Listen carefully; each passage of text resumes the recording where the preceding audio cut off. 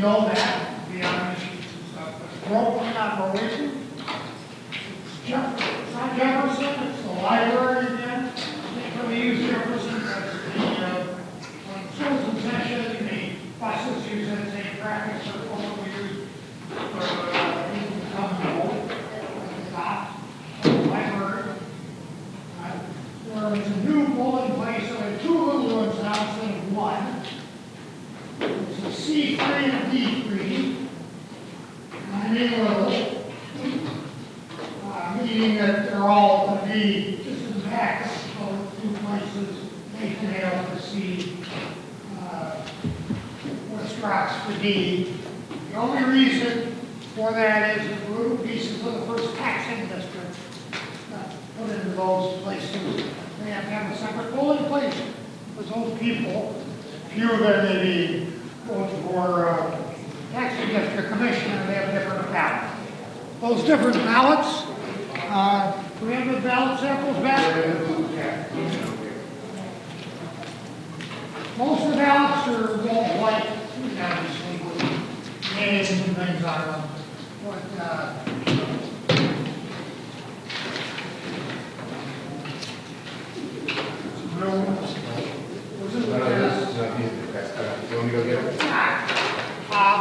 they got a green stripe on them. The rest of them are going to be completely white pages. So, that's just for the little precincts, so that your checkers and ballots can distinguish which ballots vote for which precinct.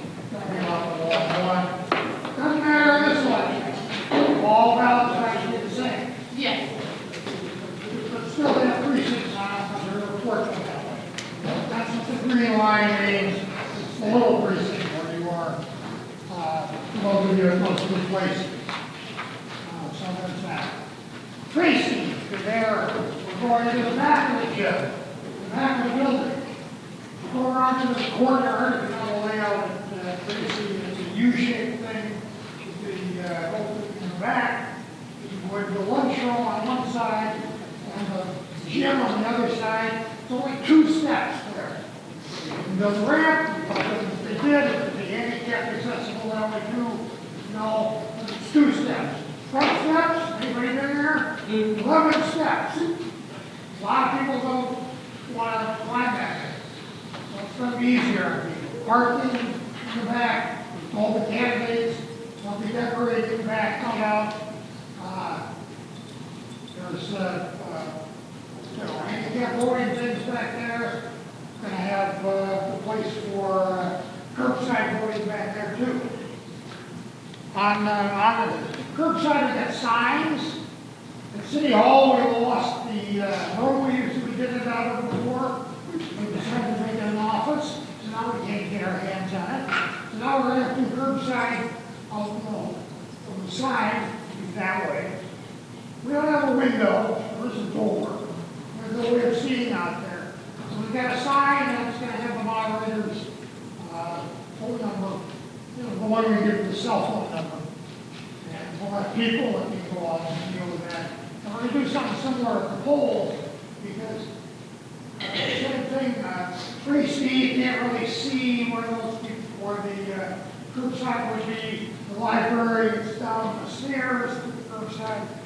So we were making up signs for all polling places with the phone numbers to call in as an additional way to alert you about that. Not sure we can get them deployed in all the other places. It's really, some of them have grass, where we can do it on stakes. Some of them there's no place to stick it in the ground. We've got to make something we may or may not have time. But we will be there by November, because we will have time by then. Now, assuming everybody's sort of here, what do we got? You want to talk about the library versus Jefferson, and there's actually staying South Norwalk Old, not South Norwalk. Oh, yeah, I forgot that. The old Columbus, the old building, the one you knew was Columbus, that they changed the name on 6 times, and it's now the South Norwalk School, not the new one. We're in the old one. Pardon? Yeah, the good old Columbus Radio School. They're building a new one The old one's open for us. Still in Chestnut. Where everybody is used to going anyway, so that's not so bad. What? We should know. You want not the old one. I think if you're sending somebody. Wait a minute. Yeah, the old one, not the new one. That was that. The old one, just stay with. The old one. Good old Columbus School. They're both called South Norwalk Area School. There's the new one that's down where the old Hatch Bailey used to be. And there's the old one where we always did voting. We're still at the old one. No, the new one's Confused. And it's down the street from the police department. Right. Yeah. The one on Newport again. Yeah. Wait, is the Cross. new one even built? Yeah. It'll be old. I haven't been down here. I don't think Hatch and Bailey building, I don't think it's finished. It's the one next to the old one. We started doing this. Anyway, it's the old one. All right?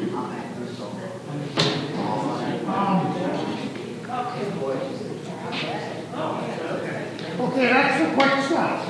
Here, mostly you most of you already got certificates that are good till next year or later.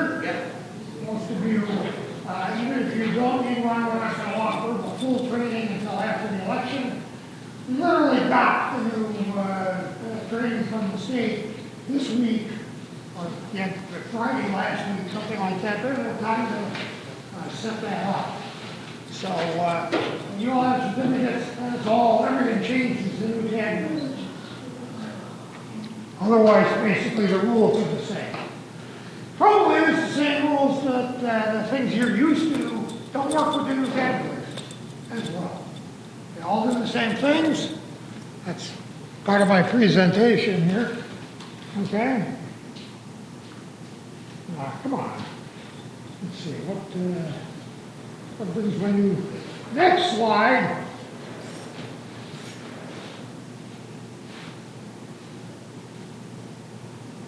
You know, half the time I do these things, yeah, what's the next slide on this?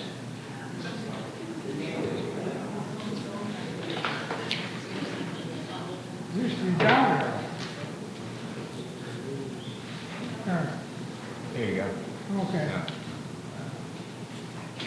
Yeah, all right.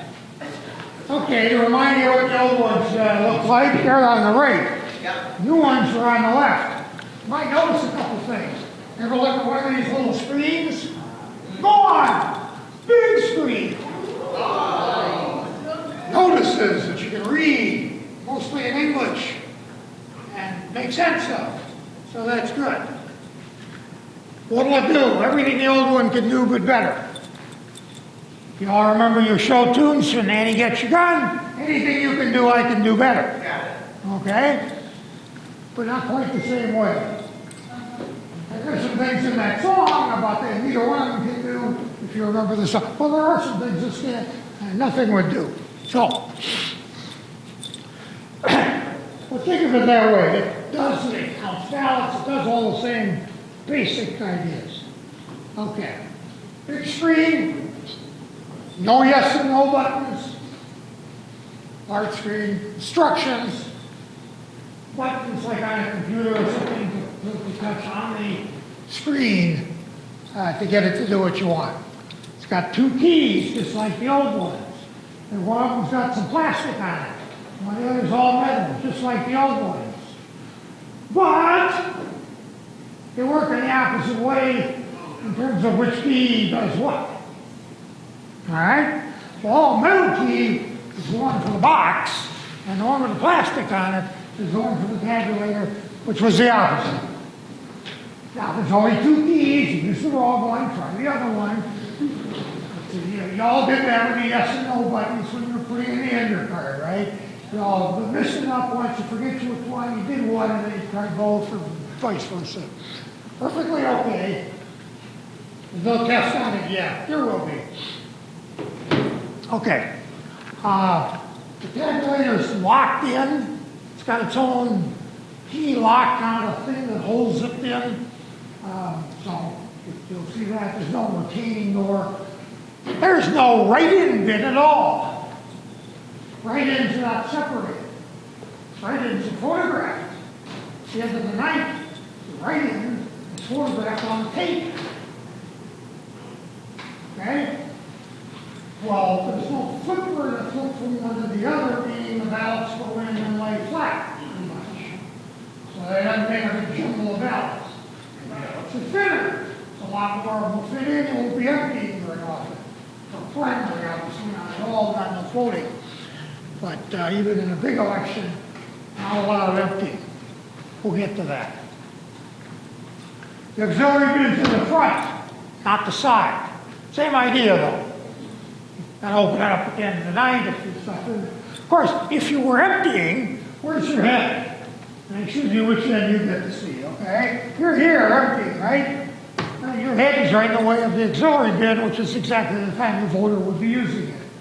Not my design, but there it is. You used to have a memory card. You never saw it, it was just locked in place with a seal and all that kind of stuff. Now you got a memory stick. You bring the stick back. In the banker's bag, which I'll show you we have on you.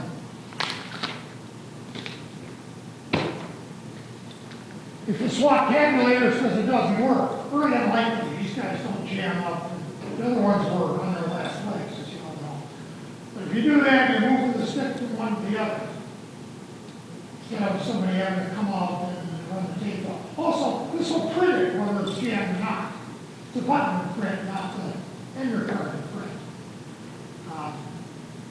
The other one could you could have moved the card to the other one. The whole one, they would have let you. It would have worked. But, so. The old one's printer was slow and noisy. This one is fast and quiet. It only slows down when it prints the pictures of the writings on the tape. And they're fairly clear on the tape. Clear enough, in fact, that we don't want you showing that tape to the candidates or anybody. Because you can read somebody's handwriting off it if you're looking for somebody whose handwriting you knew. Which is possible. So that one you get to see, it's brought back and so forth, but it doesn't go on the wall. Fortunately, it only prints on the last of the tapes, so the other one of the other tapes goes on the wall. Only the last one has the pictures of that. Okay, no undercard. There's a button to end it. It's a thermal tape, so there's no ribbons to change. You might have to replace the tape. Not this primary, we'll get to that in more detail. There's a slide or two, but it's pretty simple. Does the head wear out?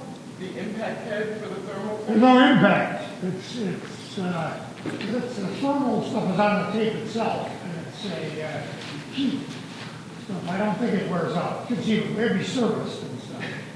It's not the same kind of hook system at all. It's a lot better, and it's probably more readable because those die-matrix printers were about, 25 years old in technology that were the little impact that made all the noise. Right? I used to have to stick the power cord through the tube and put it in and plug it in. Shouldn't have to do that anymore. Power cord runs in the back. Just got to unwind it from the spot and plug it in. You're still plugging it in a big battery, same as before, so it's got backup for it. This is one of the bags you'll be bringing back the memory stick in. I don't know if we have a memory stick in here. That's what they look like. They look like standard flash drive memory sticks. They're a little longer and a little thinner than that. And they're special $300, $400 sticks or something. They'll only work in these tabulators when they're programmed. They do have the same connections. So you can put something else in the slot. But it wouldn't be recognized. Okay? And, of course, there's a bag to transport it. The old tabulators, you used to have to take them out in the morning, interfered with your drinking your coffee, all the problems with that. You were all nervous about doing it. And this one, you're going to be basically opening the cover, because the cover is better than the bag at protecting it. So in the morning, you're going to be unlocking, checking seals, same idea as before, and be opening the cover, and it boots up with the way the laptop does. You open the cover. So Power's up and there everything. is no bag. No, there is a bag because there is no bag to send it back. It's gonna stay in the, if it all works, nothing happens. There's a backup in the bag. Okay. So that concept would all be the same as you're used to doing. If one of them completely crapped out, you can of course be calling us to let us know when we can walk you through some of these things if necessary. But you would have to install that, but you would be moving the memory stick that had all the prior votes on it to the new one, if you end up doing it. I don't think that's happened yet. It's very unlikely. Certainly very unlikely in a primary.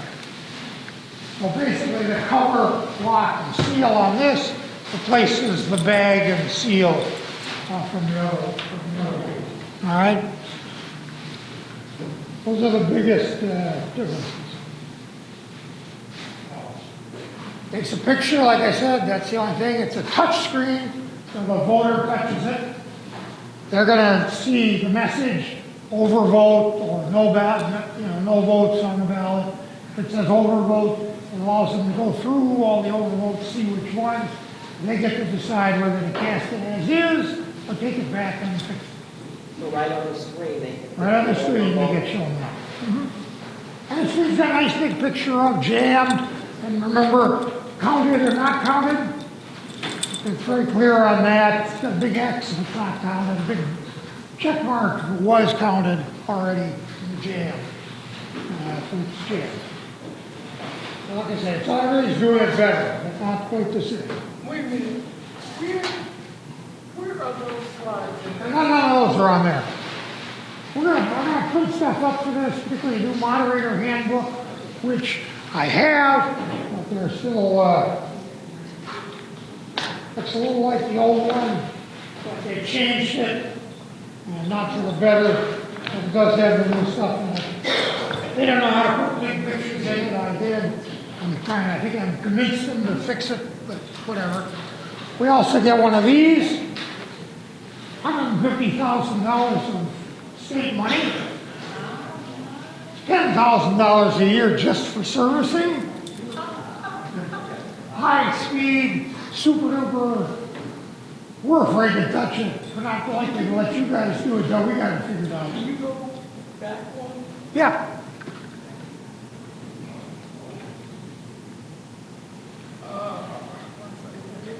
We can send you a lot of this kind of stuff. We're still putting it together. I didn't want to print it and have you take it with you. Just their test. They have practice selection stuff on it. We want to put something together that includes what we learned by putting them together for the real election. So we'll give you all this kind of stuff, and you'll have it. We'll probably be putting videos up and everything else. We didn't get the ballots till the day before yesterday, so, and the stuff to set it up. So we can't, we really want to see those pictures. Only just a little part on that. So fancy $9.50 for Central County.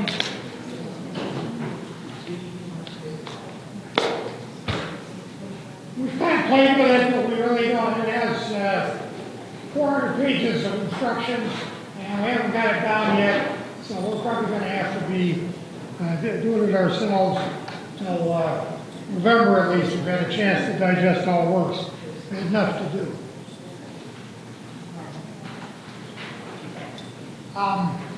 Everything's locked in. Everything has these tamper evidence seals on it.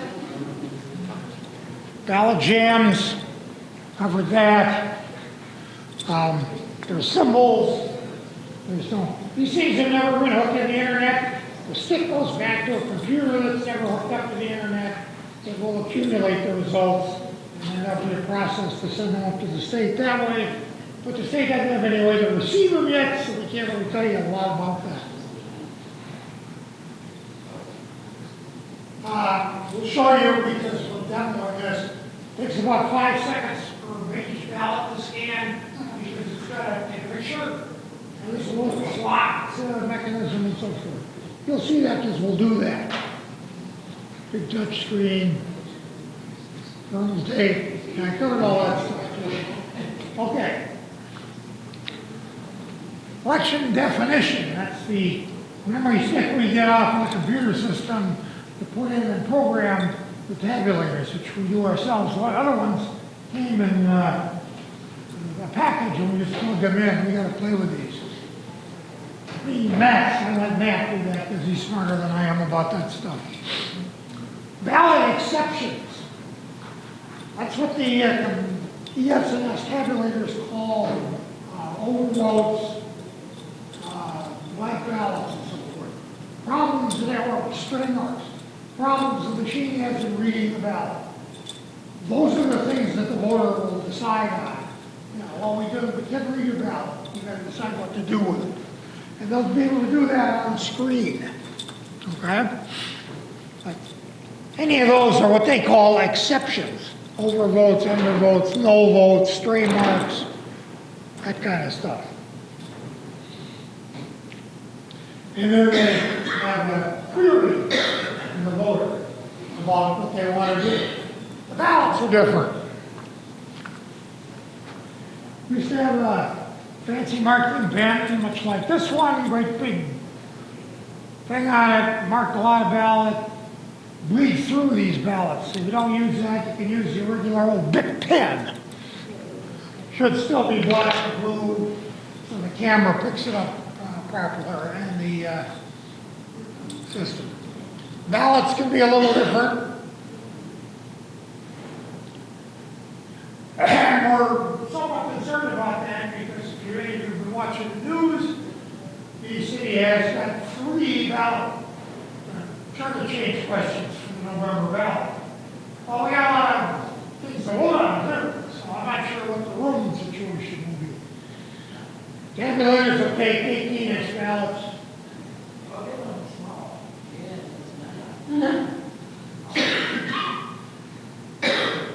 Printer only, the obvious printer only handles 17-inch, and our folding machine only handles 16-inch.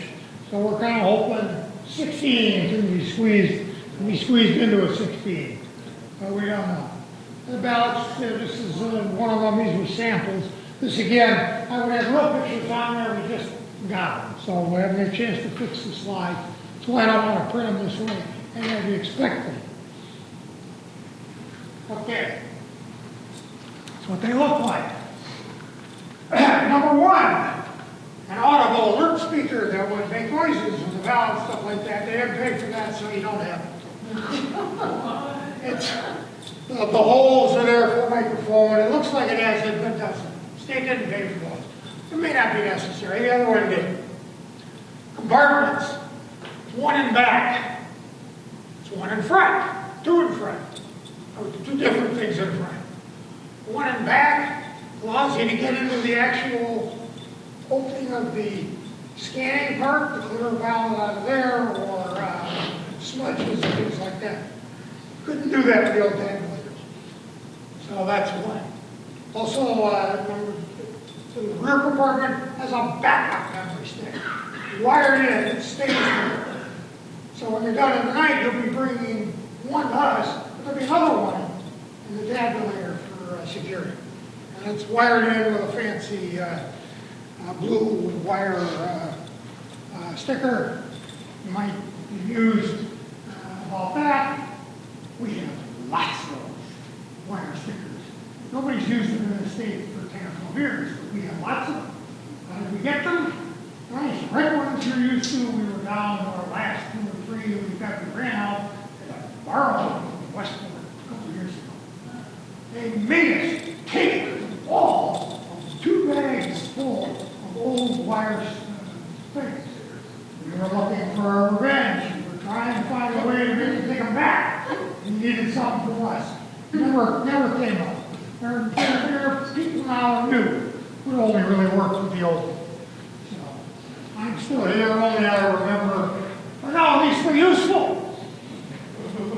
So that's something, right? All right. The front compartment lock, it's got some buttons in there. This number 3 area here is where the button will be to close the election and and start the printing process. It's also got the button you push if it won't boot up like it's supposed to turn the power on. Okay. So there's a backup way to get the power go on. 4 is a thermal printer. The tape just comes out of there. You're used to that. 5 is the lock for the touchscreen. When it's down, they can't get at any of these others. So you don't see any seals when you first open it because they're all the 3 seals, 2, 3, and 4, are under the touchscreen. You can't see them. Okay? I guess the one in the back you can't. So 6 is where the ballot feeds. And you see there's a sort of cover over that, otherwise it's the slots in, you see on the tabulators. They've got a cover on there, and they've got a cover, you can kind of see it in that, there's an arrow on an open slot where you could feed a card. People try to put their ballots in there, it doesn't take ballots. There's the card feature. Connecticut didn't buy that either. So we taped that over, and so people aren't tempted to put it in. We put green arrow things so they'll know where to go, because apparently in other towns they were having some trouble with that. I'm sorry, say that again. I missed it. Well, I'll show you in a better picture. Well, we've got some arrows along here to show them where the ballot goes. And there's a picture that shows them how to do it. Amazingly enough, some of the voters, first time, don't know where the ballot goes. They don't want to be better trained tabulator tenders to help them in that.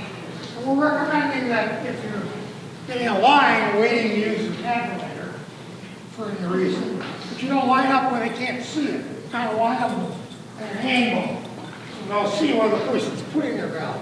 Not what's on the ballot, but where they're putting it. And they're less likely to make the error.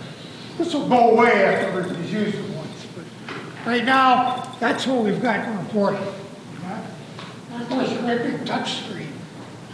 And over here, 1 million locks. There's one on the top, and you've all got these seals on it. The auxiliary bin one, it's got a lock, it's a seal on the side, the main bin, and the seal. The wheels locked, no seal on the wheels. So there's quite a few. This thing is seal, tamper-evident seal happy. What? We are tamper-evident seal happy, yes. There's 6 seals on this unit, there's 7 locks.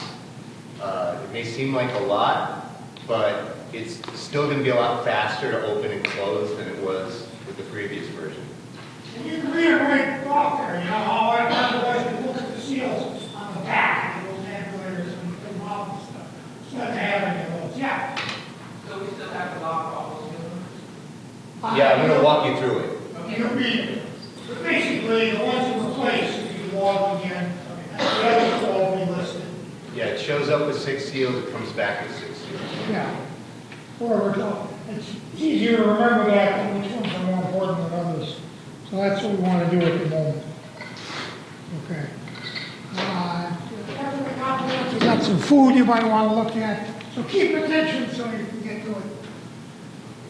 Clamshell cover lock. There's also a lock that the tabulator slides out on. That's a little hard to get at. You'll see that. Look for that. That's where those seals go. This is what the locking wheel looks like. And as I said, it's designed to be transported this inside, locked in, ready to go. This will still fit in the blue cabinets. It's heavier though, because the tabulator's in it. The tabulator's a little heavier. So you're going to be putting it up there, kind of, and, you know, this up on the wheel, and then it'll help to hoist it up. It's not that hard. We're hoping you can all do it, or you can find somebody else who can hold it with your hand. But they do fit in, and they're delayed, so let me keep going here if you don't mind. I think that'd be better. You get home, I get home. Okay, back of these things, there's a power cord, there's an AC adapter back here, it's held in. You just plug in the power cord in, you don't have to feed anything through. And there's a window here. There'll be a light green when everything's fully charged, red top of it there. If it's being charged, and, you know, it's out, and you have a jammed ballot will show in the same window blocking. If you have a jam, you can just open it back and see without having to open it up. But it'll tell you too. You know, some problems, that's a way to find out. Not a big thing maybe, but that's all they're designed. Keys, I described them, that's what they look like.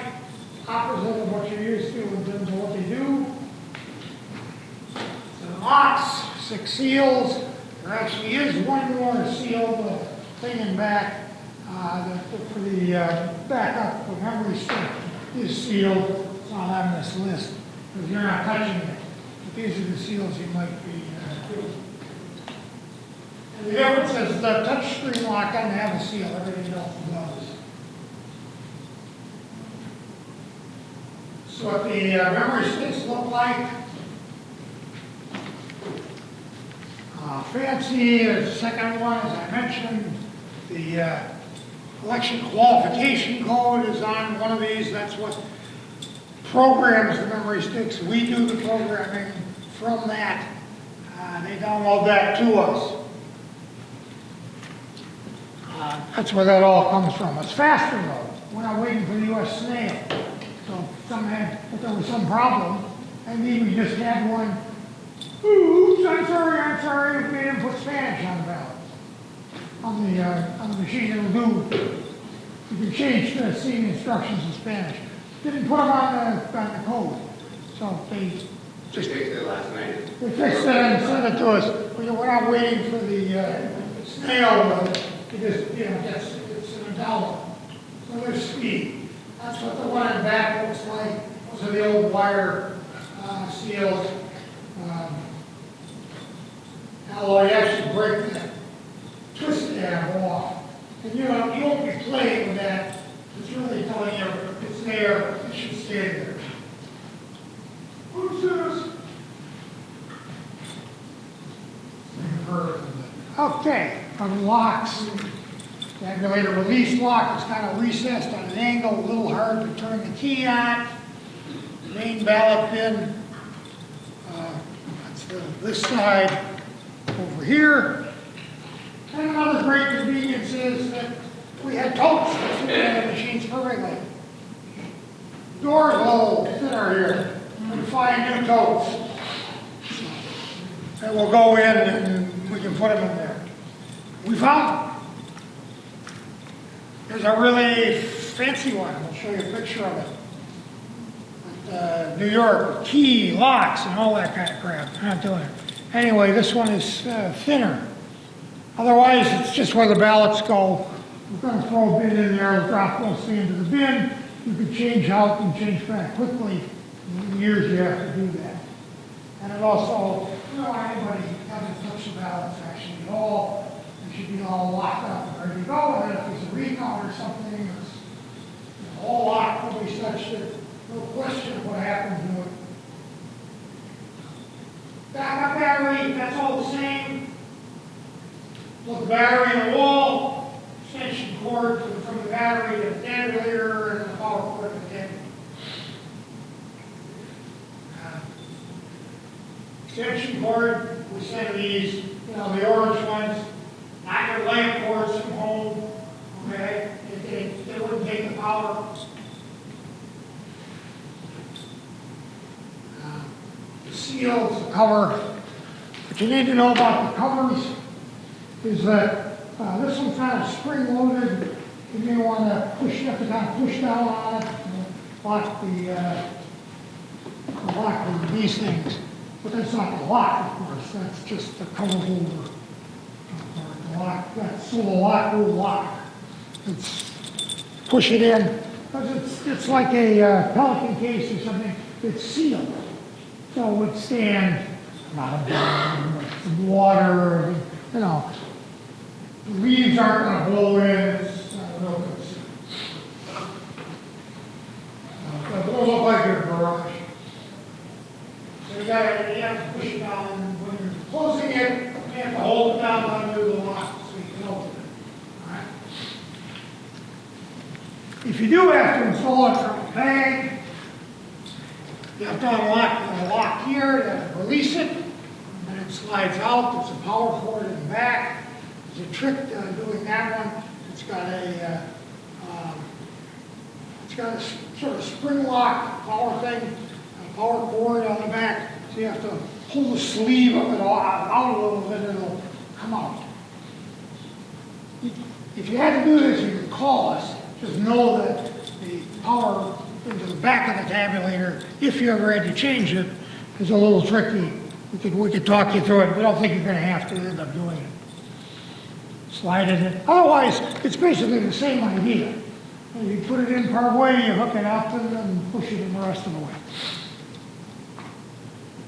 Now, we'll not be unfamiliar to you guys. There's the sleeve looks like the flat part is up, and then you have to pull it back a little bit so that it unlocks if you were releasing it. A lot of these things, you see, if you're not likely to do it, you can call us, right? Where you've got, it's like, at that point you remember, oh yeah, there's a trick to the power cord in back. But if you don't know that, you're pulling it out there and moving away, rip the whole thing apart. A lot of this clock is designed basically, so you know there's something at this point, you can either look it up or call us, or get used to it, you'll have. The mystery slot, don't use that either. It's half the size of a ballot or less. Nobody should be folding their ballot, trying to stick it in there. But, okay. Metal key. Most of these locks, we're probably going to play with that. You got on the ballot box, you got to push them in. They're kind of spring against you to turn them. So you push them in against the spring to turn the key. Yes, in essence, this is a very fancy locking system, and will be a long way of protecting the lock. And beware, except that's just one problem. We have 33 of these tabulators, the state has about 2,000 or something. They all have the same keys. That was the two old ones too. So, Johnny, 830, yeah, it's going to stop him from picking the lock. Real malevolent actor, they're going to have a key from somewhere. Right? The seals are the thing that tells you somebody screwed around with it, which is why they're important. You can't rely on a lock. Oh, nothing's happened, it's still locked. I got over any tabulator in the state, and so can anybody else with a set of these keys. And somebody, oh yeah, well, the locksmith won't, yeah, some locksmith somewhere. There's a way. If you're serious about it. Why is there a mystery slot? I think that may be the same in every other state that these things are used too. You just can't rely on the key as being perfect. Why is there a mystery slot? I know we don't use it, but why is there a mystery slot? It's for a multi-factor authentication card used in New York City. And the building that the build that they gave us, you could put like your card in there so that an administrator could work on it and then take it out. Oh, okay. All right. We didn't know. So it's Some places are more worried about this than others. Like a car, like some model of it does something with those ones. Okay, it boots up when you open it like on a laptop, but if you have trouble with that, or it doesn't power up, usually it has to be plugged in first to either the backup battery or the, very good power to boot up. But if it didn't work, there is in that front compartment a power button you can push down that will force it to power up.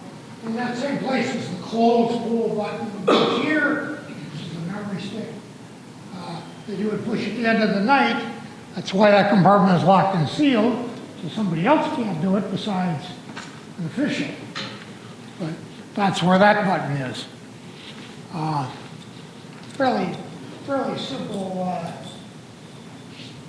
security stuff. There's no anger cards. This is what closes the election.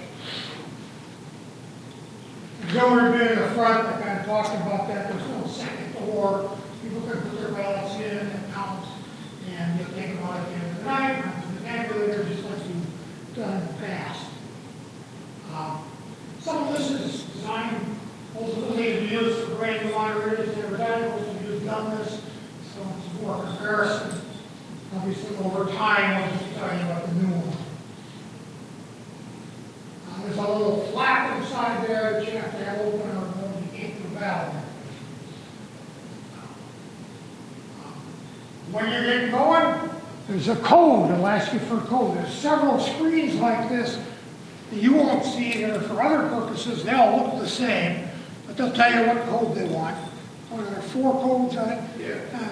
Election code. We'll give it to you.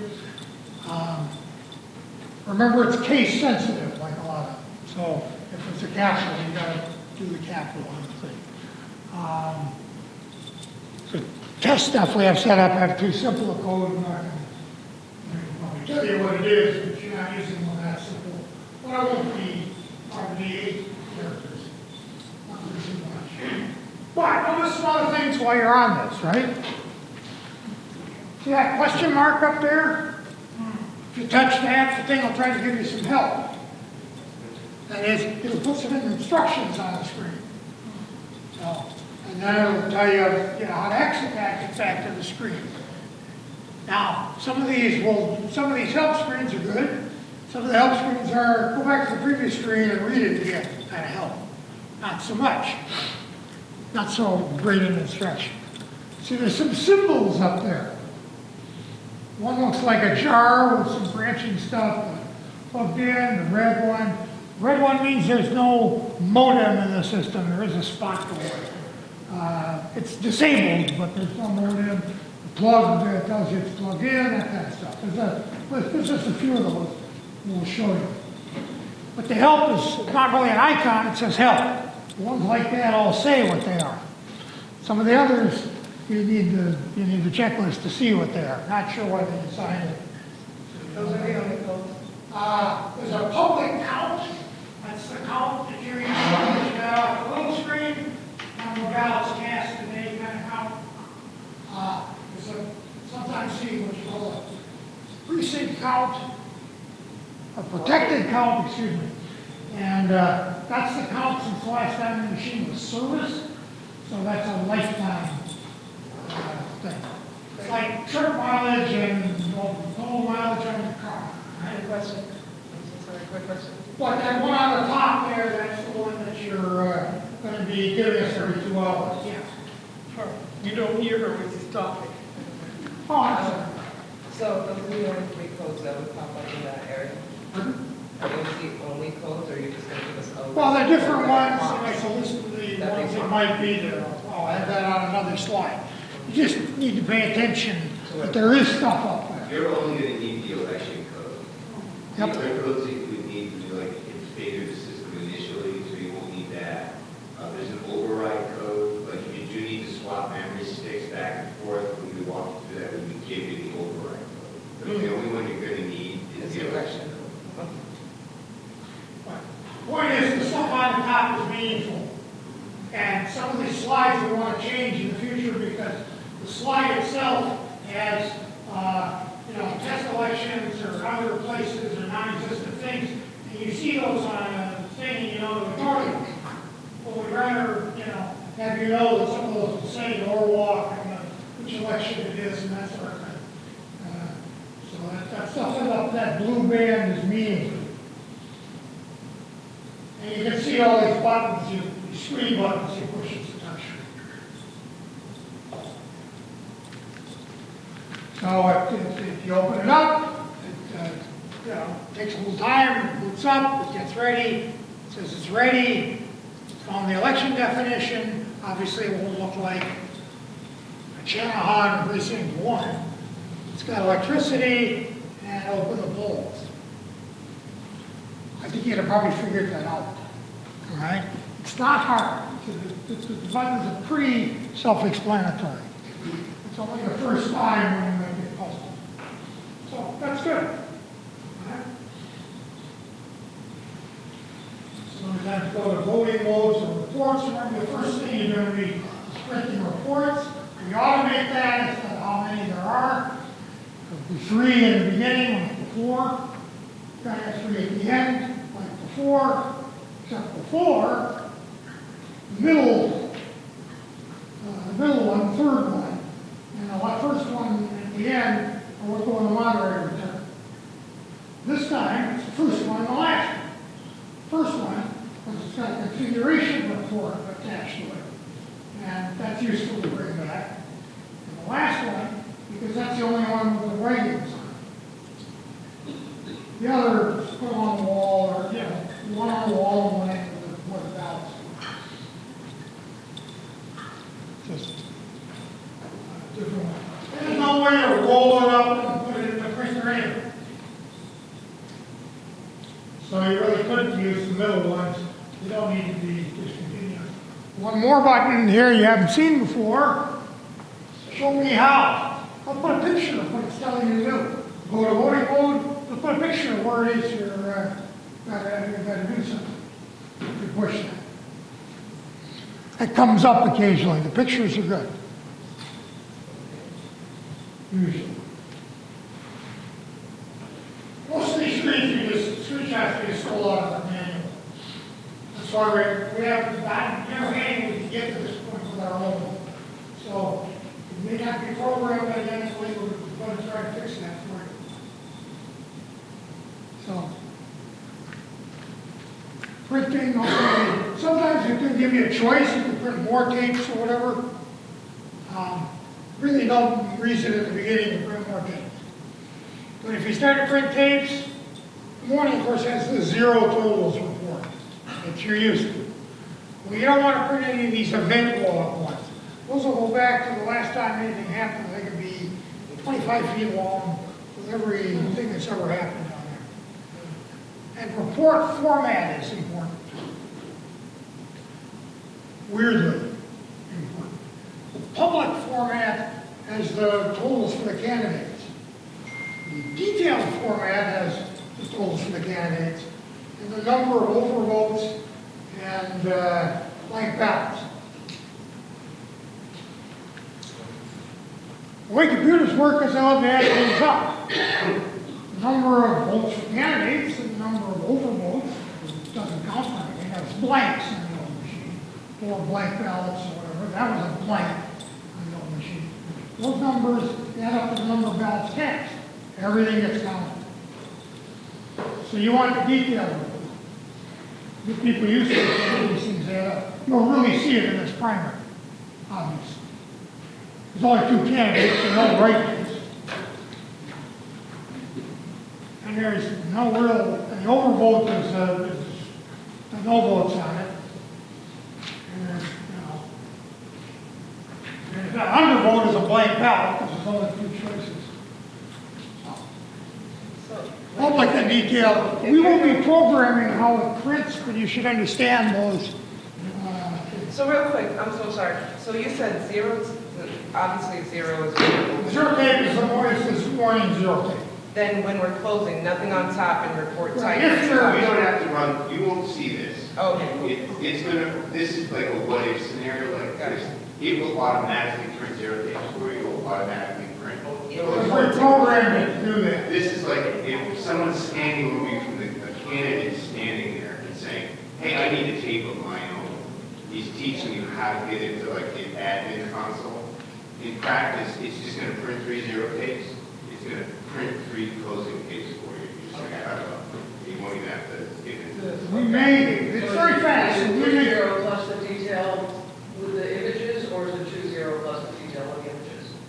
It's 3 zero tapes with, Oh, sorry. right, with configuration report at the front. Okay. And at the end of the night, it's 3 closing tapes with the images at the end.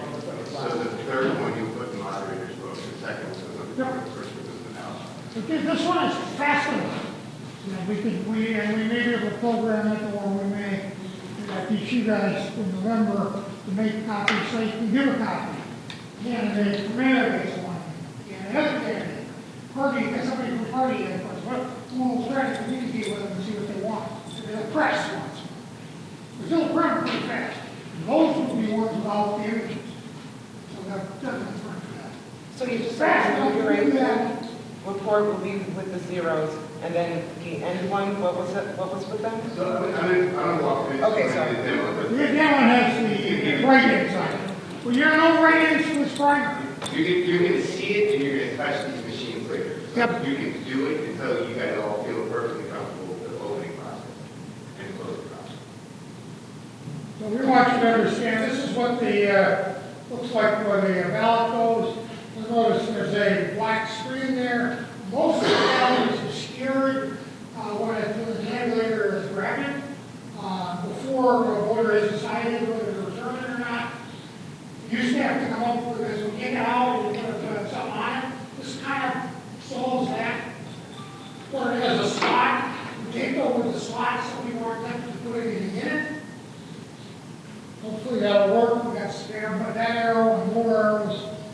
I'm hoping the voters, again, just this first time after that, I'll pretty much get the hang of it.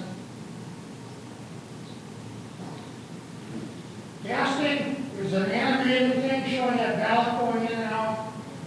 You'll see that. So, but again, the voters should be able to figure out where it goes. See the screens. When it's taking the ballot in, there's a whole clock simulation on there for the 5 seconds runs around fast to show that it's scanning it. And when it's taking it, thank you for voting. It's very friendly, very polite. But voters used to, oh, I don't know if it counted my vote. I'll tell you, I'm not saying they believe these things. Each time a person goes in, they still put their ballot in. It automatically comes so that there's no confusion for the voter. Well, if it's an area, if the jam, Will they show up on the screen? yeah, the jam show up and all that too. Ballot, it doesn't show you the ballot. An operation guy will be coming with all of them? I'm sorry? An operation guy will be coming with all of them? Yeah, we've got a simple guide, and we really would have printed it up, and we were dealing with test beds, other states. We want to get it more accurate for you. And we wanted this stuff a month ago when we could have done that. There's So a we got a variety, week. That's what I was like saying, like in the. there's a variety of operations guides. We also have That they- procedures that we can provide for you, like procedures step by step. A lot of this is hopefully presentations. Tabulator did a job, we've got to go on to work, and we'll train them more. Better idea, so maybe they can handle the, this is the one you have to push kinds of questions. Obviously, if there's a real problem, you have the keys, not them. I'm sorry? So these exceptions I told you about, were queries the voter, possible errors, some of your votes won't be counted, etc.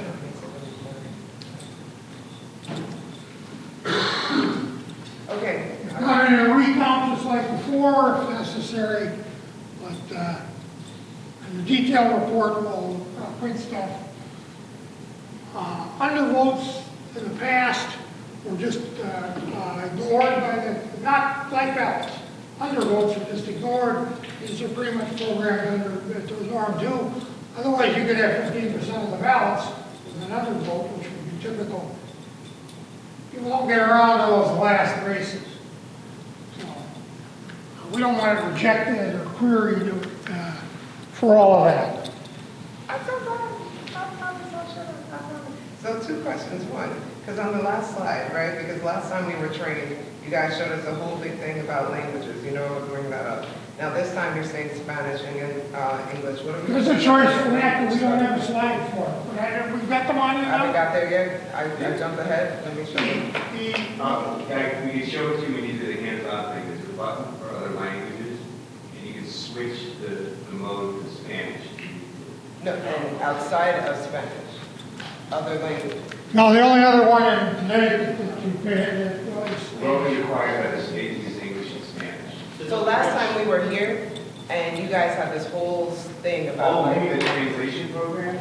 yeah, It was like, on, it was on the phone. It was on the phone. only. Yeah. Well, these could be programmed for a bunch of other languages. Connecticut requires Spanish to be on it, okay? It's the only, Thank you. only in towns like us. They do have a slide on that, it's the next presentation. And don't have a picture of it, because although this is the 200-page manual, That's what I was it gonna say. didn't have it. We've got it now. French, Creole, nothing, no French, there's no possibility of getting French or Creole, French. Creole, straight. It's a wonderful idea, talk to the legislature about, when we put that. This is a letter from the Justice Department telling us spit enough Spanish in town to meet the criteria, for that. And then what did you mean by overvotes are ignored? Under ballots are. Undervotes would be, an undervote would be if you didn't vote for one of the races. What happens is, people typically, except for a couple, will vote for mayor, will vote for council. By the time you get down to constable, a lot of them don't care. So at least 13% or more of the constables, somebody didn't pick all three. Gotcha.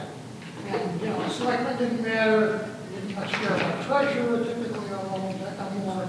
Every ballot wears out in the end. But the ballot itself is not ignored. No, ballot, it's just, it counts, and it would knows that you didn't vote, make all the choices you could have in some of the races. All right. Now, I think they should vote in every race, because I'm on the ballot, I'm the last one. What? They don't. They vote for president or governor, and then it falls off. So how are we handling that though? Not to jump, but how are we handling people who speak a different language outside of Spanish? So that's. Not only on the phone, I'm talking about in front of us voting. So there's a translation program on the phone that will allow you to live translator on the phone to translate between you and the other person. So that they would understand the software we're looking at to explain to No, them? you have to explain. They Okay, don't all right. understand moderators, they don't understand anything about elections. You have to explain to them. Gotcha. To someone else. Gotcha, okay, They're- perfect, explain. It's not AI, it's a real person. No, I understood, no, They completely don't understand understood. elections, they just understand language. Yeah, no, completely understood. You know how some of them are trained in what they're doing? These are not. Okay, all right. Yeah, you know, it's only the signage and the equipment that's Spanish, and not in all towns, not in the subdivisions that have Spanish-speaking population. These are the rules. It's obviously expensive, so we can't really go beyond what we're supposed to do. Someday. This is what the screen looks like. They can review through it. Again, there are quite a few choices here, so you can't really have any. You didn't vote, you only voted for 2, you could have voted for 3. It's either one or the other for this primary. And they can choose that they get it back or to cast it as is. We'll go to another screen and look at the next race, again, not this primary, including this law. Under vote warning, we don't get the other vote warning. That's the candidate's decision, not ours. Yeah, right. We assumed that at the time, but that's what a blank ballot would look like. That's what an undervote would look like in this race. There's no other races. There's no votes. You either pick one, or 2 and won't count, or none, or turn the other way. See public count and protected count? They're going to See, see yes. that, they're going to be able to read that on the screen? The state. You're going to have so many people The say, state has removed the public count, the protected count from the Excellent. screen. because everybody's going to say, what do you mean, my vote's not protected? Right, in other words, yeah, they removed that from that screen. This is a default screenshot. Remember, it shows it being processed, it thanks you for voting, so you have. It doesn't matter, you can see it. You'll see. See, there's no back before it's cast anyway. In the live election, you won't see a protected count, because it people wonder, hey, at 6 o'clock, why are we out the ballot? As long as you can see. This is why we wanted to get this in real pictures, and then come in clear. Same issue with unreadable marks. These are all the possible choices. You're going to cast a ballot or going to get it back, go to a new screen, and so forth. Jordan, I have another question. Yeah, All right, so these are lots of options. In the past, the tabulator clerks would call the moderator when an error message popped up, and we would run over and handle the right, if situation. there was no So option are- for them, Is that going to be the same situation, or are the tabulator clerks going to help people? they may be able to handle it because they got better information on the screen now than they used to. And it hasn't rejected the ballot at this point. Right? The other one, it either took it or it came back. There was no processing. You could do it with, at the end with an override over that, which is pretty much the only choice you had. You can't ask the voter. Here it's asking the voter.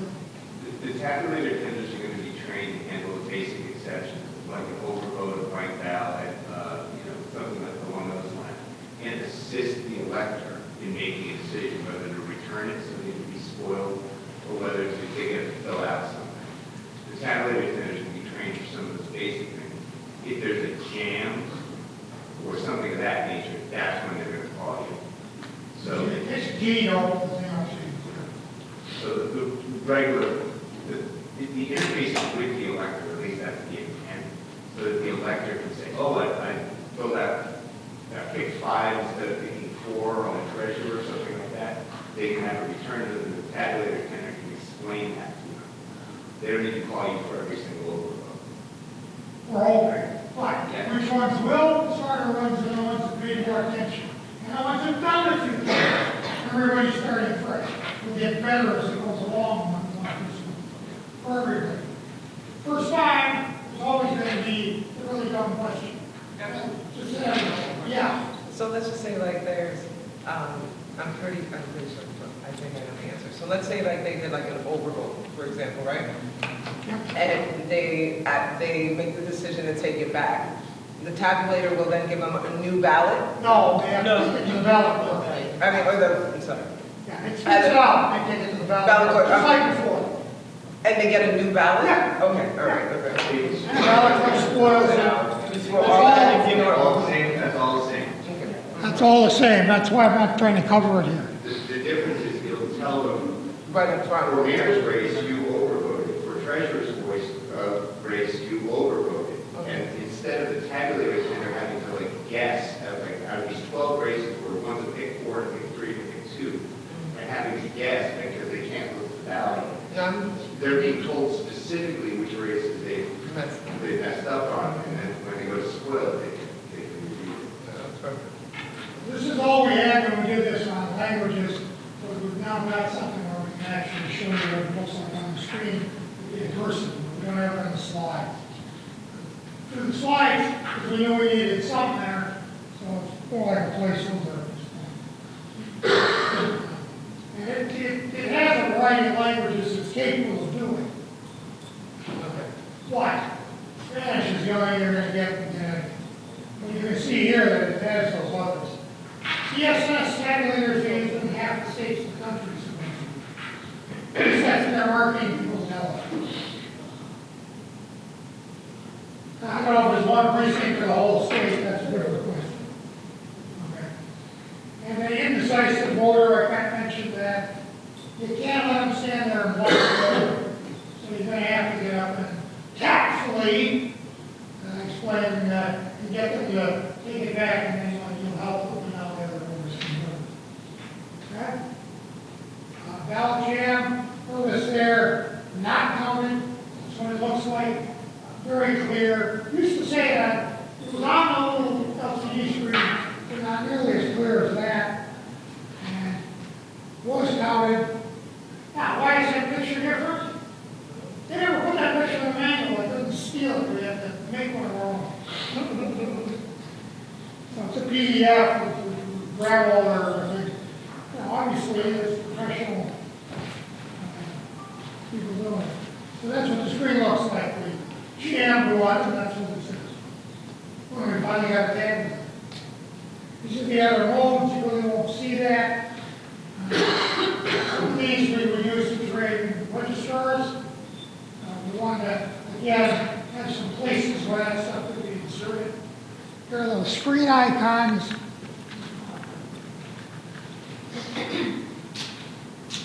Administrative mode, help, see help. they all look like on the right where they're named.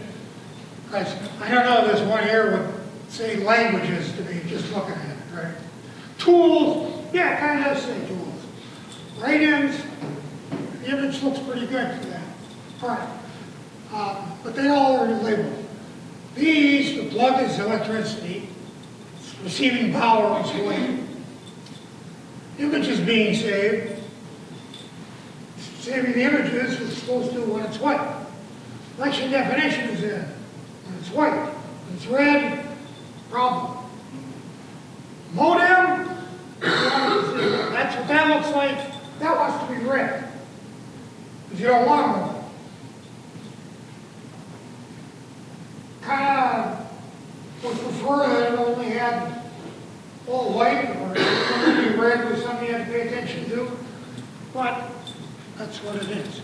If you see a white modem symbol, somebody's gotten their hands on it, and extremely unlikely.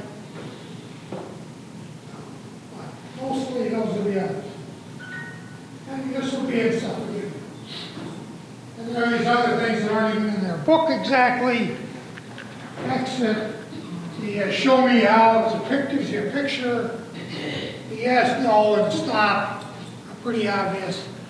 And here's what the public comment button looks like with a... So again, which one will not show? Protected. The public count is bigger. That's the one, that's the count you're used to. How many ballots cast in this election?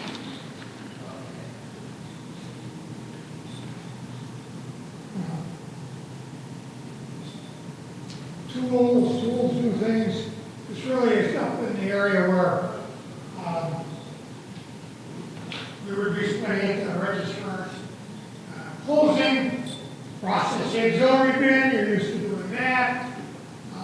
You end voting by that close polls button.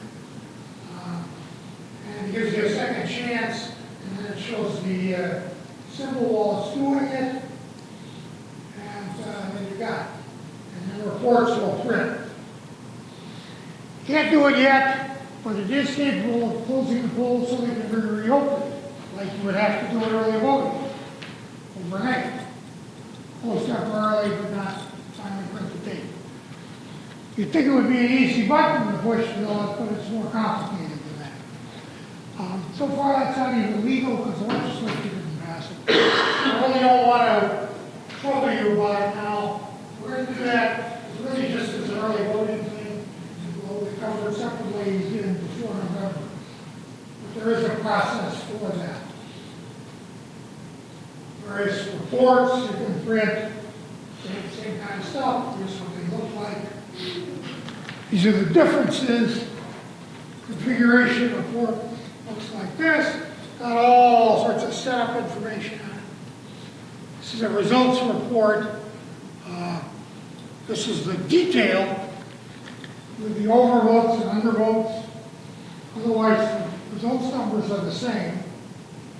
That one has write-ins as well. I got, yeah, very different number of write-ins.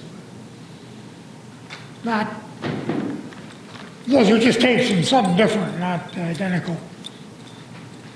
And write-ins, we actually have samples of those. We wrote in a few names and stuff. I can easily tell my handwriting from somebody else's, so I just might want to show that to somebody.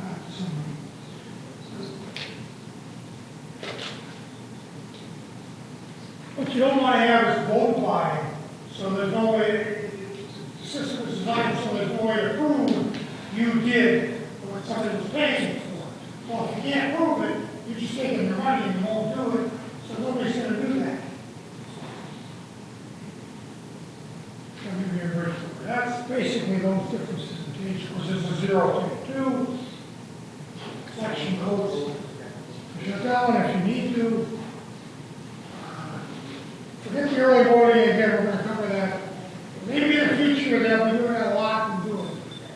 It's possible to do it. Right now, they never passed that legislation. There's two different ways to do that, why I don't know. It's not simple in either case. And when you're done, you're going to be taking a memory stick out packing it up in Matt's favorite banger bag, and bringing it back to us, along with all the dead seals. You can just all go in there, saves you finding a trash barrel.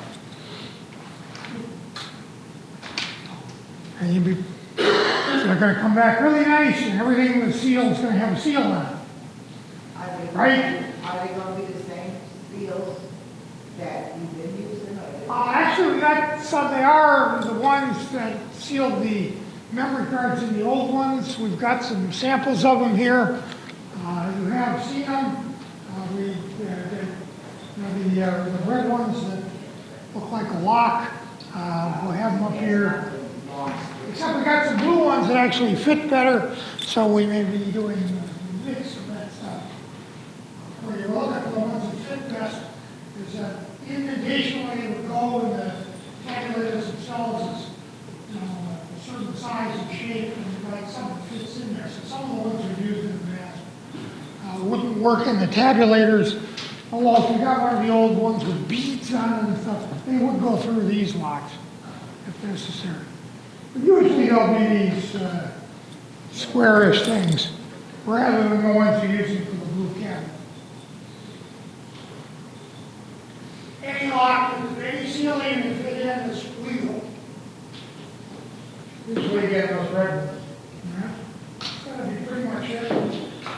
You're just be leaving it in, just seal it up, and you're gonna take it out. Ideally, you'll never have to lift the tabulator. It's in, like to lift the valve box to get it in and out of the cabinet. But you won't have to take it out of put it in the bag. There will be a backup. In the bag, you will have to transfer the memory stick. If you have to use it, we did the right thing that you will have to use it. It's possible. Okay? It's in. Purging, we've talked about that enough, I think. The tape can be replaced. There's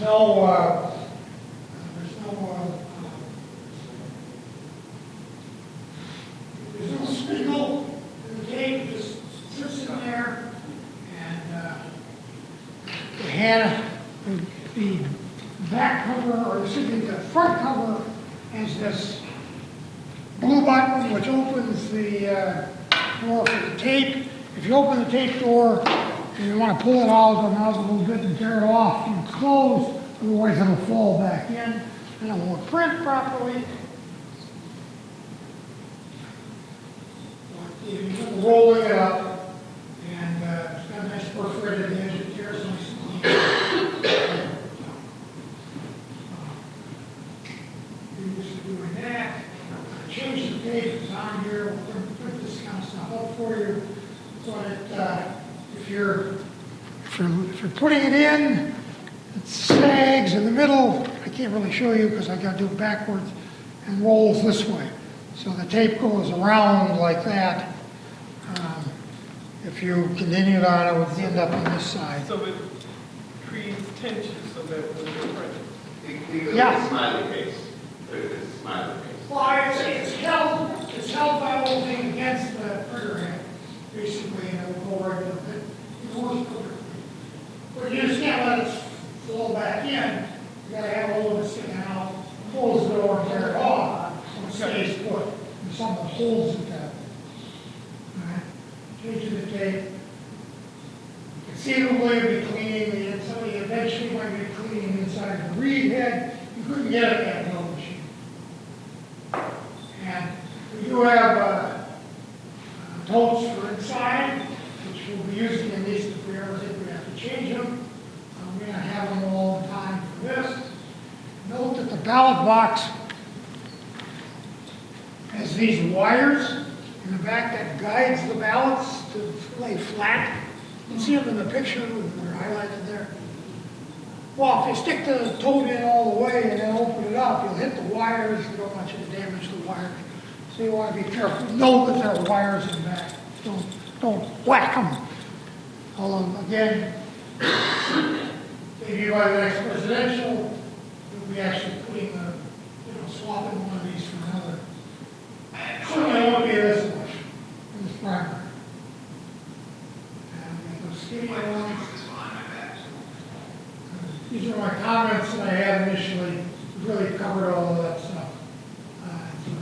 ignore that. And this is, you know, I've got another 50 or 60 slides that was for registrars. It was set up and we had that.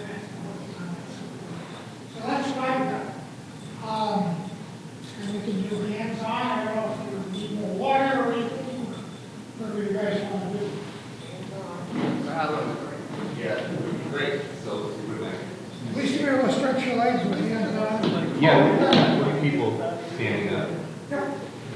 Enhancement, a lot of people have been made inactive. The reason I bring these two things up is it means that your assistant registrars will probably be getting a lot of traffic. People that are at the wrong polling location, people that have been deactivated or turned off, just a heads up on that. We have new tabulators, new ballots, and a new moderators return. We'll go over that in a few minutes. We have a new voter lookup interface. For those of you who remember that old orange and blue voter lookup, gone. We replaced it with something that looks modern. What? It was pink and yellow, I'm sorry, thank you. So we replaced that. I'll give you a little quick view of what that looks like. I don't know if you actually need it, but just be aware that it's a slightly different interface. And of course, we're using a new poll worker portal, which some of you are using great, and some you don't know about. I'm going to break this into 3 different sections. So the pre-election activities, like opening tabulator, things like that nature. Then we'll do the election activities, actually using the tabulator. You'll see what the tabulator attenders are roughly going to be trained to do. And then, of course, post-election activities, which is closing the tabulator, things of that nature. I'm really hoping that the startup and shutdown, I know that we're here for like 3 hours today talking about how to start a tabulator. It should take like 3 minutes. It should take like 4 minutes. It's not that long. That's why I want to get you up here so you're comfortable with it. Because you've got 1,000 other things to do on election day. And this should really be like, just go through the process and open turn everything on. So, and yeah, I think that's basically it. We do have new moderators return. Let me, hey Tyler, is this camera going to work? Do I have to push a button? You gotta turn it on. just back up. You got it? Back up, yeah.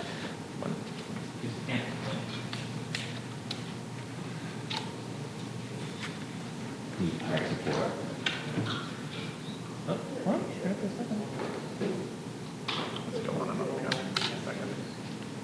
So with new tabulators, we have a new new moderators return. I will, if you can see it from here, I'll put it on the screen in a minute. There's pictures of the tabulator. There's pictures of the banker's bag. There's pictures of the tabulator and the ballot box in different states. Each of, here we go. Oh, you wanna? Can I get that in here? Let me get the next Perfect. Let me focus. Okay. Right. Right. So, for example, Oh, you wanna look at that, okay. here's a picture of our ballot box. It's got 3 seals on it in the front. We got 3 seals in the front right here. They're labeled Tamper Evidence Seal 1, Tamper Evidence Seal 2, and Tamper Evidence Seal 3. Tamper Evidence Seal 1, Tamper Evidence Seal 2, and Tamper Evidence Seal 3. The numbers that are on the ballot box are going to be written in this middle column. Text that comes from City Hall. Move your hand out of it, I'll show you, we'll focus better. Okay? Good. And then you're going to put the numbers over here that you return the system with. Right. Okay? The first page is this unit here. The second page, sorry, it's bad formatting, is for the event that you had a second tabulator and ballot box sent to you. You'll probably see not applicable here. In this election, you will only have 1 tabulator and ballot box combination ship. In a larger election, we could ship a few, so we left a blank spot for a second page. And the third page is our backup tabulator. You don't need to zoom in. Keep pulling further away. Is our backup tabulator, which is in the bag in the blue cabinet. the banker's bag, which Stuart showed you a second ago, and the blue cabinet, which also has a tamper evidence seal on it. They're all numbered, they're all labeled. So when we go to open this thing up, we're going to have numbers and labels to hopefully make it as easy as possible. So let me switch back to the presentation here. But all of that's gonna be in the moderator's return anyway, right? This is the moderator's return. I mean, I'm sorry, the book that you give us. This is, yeah, you're gonna get this all filled out with all the numbers that we're shipping to you. Okay. So you have the highest level of confidence that that's the system that came from City Hall. That's the chain of custody requirement, right? We want to make sure we can figure these next week. 2 weeks later, when you actually get them, it's the exact same machine. And then we want the same level of confidence when we package them up, that we're getting back exactly what you signed off on. Really good. All the changes that we do the first, these fields, the other was all on one page. And they have a different page. So Stuart went over this pretty quickly. The tabulators have better voter feedback. We're not processing write-ins like we used to. The number of hand counts should be drastically reduced because every ballot goes through the tabulator if it can. The only exception is where something won't go through a tabulator is if a ballot is like partially damaged or if there's an unreadable mark on it. We think that's very unlikely, but it's possible. And we're also going to leave the ballots in the ballot boxes to describe. We don't have to pull bins out. We don't have to put tamper-evident seals on bins. In a perfect environment, this seal that's shipped from City Hall is going to stay there. So we don't have to ever touch a ballot, which is going to save us a bunch of time. There are, however, a few more tamper-evident seals, as we'll go through. When we first show up, the ballot box will probably be set up for us. If it's not, I'm not going to go through in a lot of detail here. I will urge you to look at our YouTube channel. There's a video of how to actually pull the box out of the blue cabinet. It's pretty obvious. Take the box out of the blue cabinet. But there is a video on that. There are some lights in the back of the viewport. I'll show you that when we start them up. And we're going to mark each seal as everything as we get through this. So let's walk through this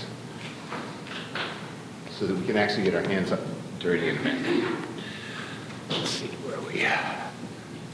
Are we gonna actually get, a chance to do what you're doing? on the Yep, box? yep. I want you all to come up here. I want you all, well, I mean, you do it now, you can do it in a minute. I'm gonna walk you through this.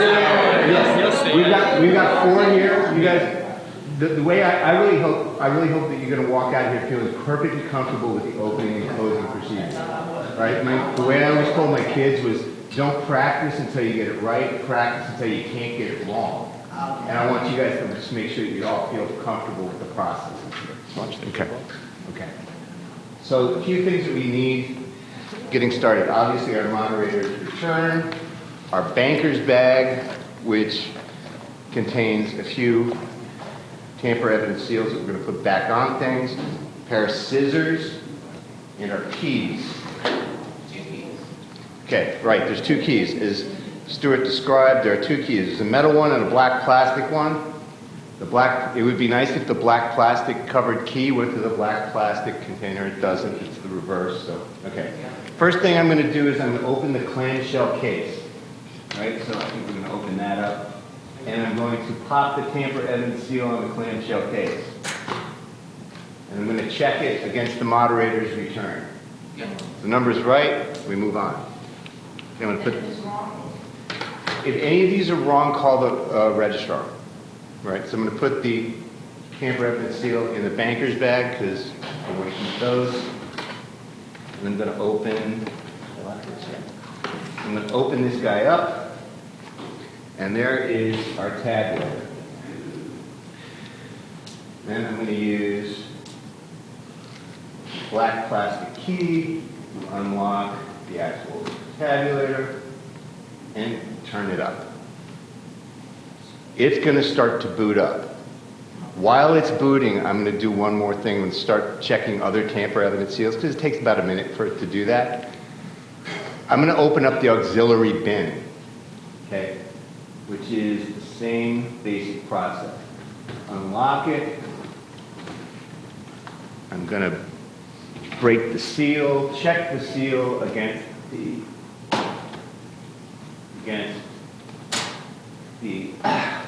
book, put it in the moderators, in the book banker's bag. Now, I don't know if you can see this little gray flap here. Stuart mentioned this. This flap is shipped closed because we don't want people putting stuff in the auxiliary bin while the system's in transit or sitting around a gym. So we're going to flip it open. Okay? Well, if they start putting money in. If they put money in, that'd be fine, but it's unlikely. Okay. So we're going to lock that. There's no need to seal these up again yet. We'll do that at the end of the night. Okay, so I've checked that. I'll check all my other tamper evidence seals to make sure they're good. And now, as you can you see that on the screen? We've got an election code. The election code is going to be in your moderator's binder with all the other passwords and codes that you need, phone numbers, etc. And I'll look this one up. So this is chat. LBCT 2025. So it's going to start up. This is a test election, by the way. It's not our live election. Now, as there's some questions about tapes. This is a startup report. Okay. And then it says, do I want to open the poll? Yeah, I do. It's going to open the poll, and it's going to print my 0 tapes. And it says, do I want to go to voting? Pardon? Does the audit, all right, so you know how the 3 startup tapes, well, are you about to push a button to say again? It prints 3 for you. Oh, okay. I got my scissors. Okay. That's what I need. So you just. That's all I need. Okay. Right, and now I'm going to go to, it's a good question, thank you. I'm going to go to voting mode, and we're ready to go. That's it. That's easy, right? That's easy, right? So I've got my 3 tapes and a startup report on this right now. So I'm going to take the first one, I'm going to flip it up, I'm going to put it in the moderator's return, because it's got the startup report and the 0 tape on it. That goes together. Right. I'm going to take my second one, I'm going to put it on the door, Right. like we always do. And now here's the third one, right? That goes in the ballot box. I'm going to show you real quick how to put it in the ballot box. Okay. So we're going to break the tamper evidence seal here. Is that on? You got it? Okay. Break it. Okay, which, this is a quirky one. Oh, come on.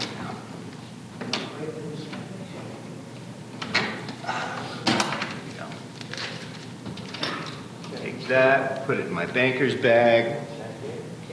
Check it. You betcha, check it. Thank you.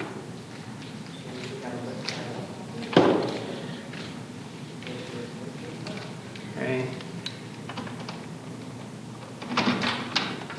And I'm going to move the tabulator forward about 6 inches. Okay? Yeah. I'm going to fold this up just like we did in the old days. I'm going to put it back in here. You've got it. Can you see? Yeah. You want me to brand it up? Yep. Can you see? When you guys come up here, you probably have to see it. There's a slot on the top. You see it? Can you see it? Yeah. Okay. You put this in the slot on the top. The slot on the bottom is where the power cable kind of tucks into. So when you come up here, you can kind of get an idea of what it looks like. It's where the ballot goes. The ballot goes in the top slot. So we're going to slide this back.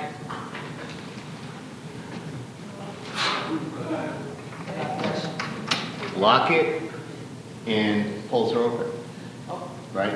Okay, don't reseal it. You don't need to reseal them at this time. Now, on the way back, yes. So you don't check. Advantage is, the man can do that during the day anyway, so the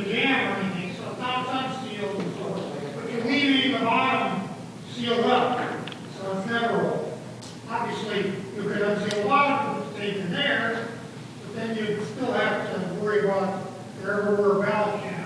So we're hoping this works a little better. Again, we'll find out. Good question. We don't have to check inside to make sure it's empty. 'Cause Correct. It's all sealed Right, up. right. It's all sealed up already. Nobody could have put anything Right. in there. Now, I'm gonna say it this way, it's a great question, right? Because I'm gonna say it this way, is we have to empty this out during our testing process. So that's why we're locking it, right? We want to give you the highest level of assurance that what we certified in the moderator's return is correct. But I can't tell you, like, hey, if you're a moderator, if you, God, I just don't trust Matt. Open it up. Open it up and check it. It's fine. You're in charge on site, so open it up and check it. Reseal it, and then make a note as to why you did it. Okay? You may have to get in there to clear a jam at some point. I hope you don't, but you may need to pull some ballots out of there during a larger election. We'll sort that out. So it's not inconceivable that you would have to open the ballot box. It's not illegal or anything like that. But it's just unlikely. We're hoping you won't have to. It'll just stay streamlined. So, okay, any other questions on that so far? So real quick. Usually the jam is back. Right. We'll try and generate a jam when you guys are up here. I'll try to see if I can force one. So what did we broke? 1, 2, 3 tamper evidence seals so far, right? Is that what we did? Yeah. Okay, so we broke 3 tamper evidence seals. And we're up and we're good to go. Do you guys want to come up and start trying this stuff? The opening? Because we haven't gotten to like using it yet, but maybe we'll take 15 minutes, let you guys try it, and then come on up. We can have that.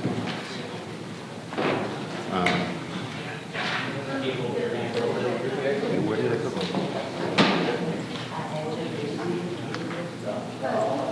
Okay, so this is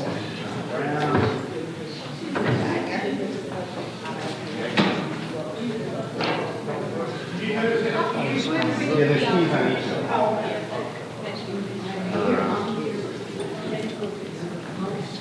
What she said was pretty simple, so. I try to keep it simple. Okay. We've also got some ballots. Who wants to run a ballot? Oh, geez. Well, you got to start them up first. So you got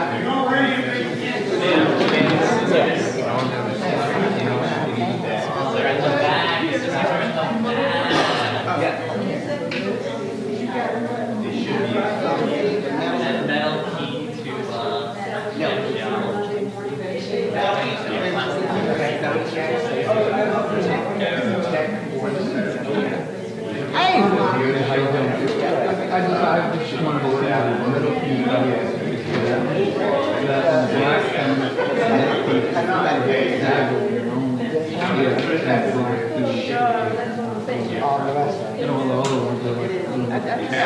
Right, these are cabinets.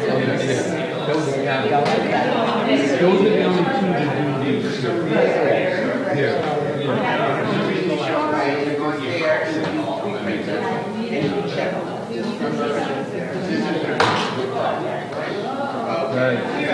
Now listen, I don't know. so the things will go in. Right. When they travel, when they come, it's be up. Right. But we shouldn't put anything in. No.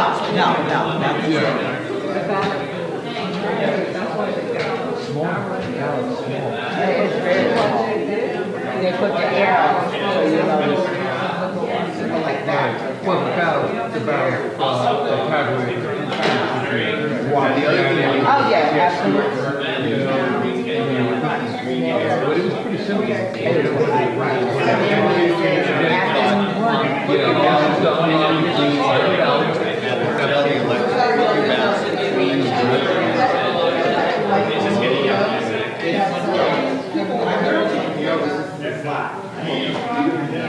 The municipalities that ran the pilot are saying that they did not.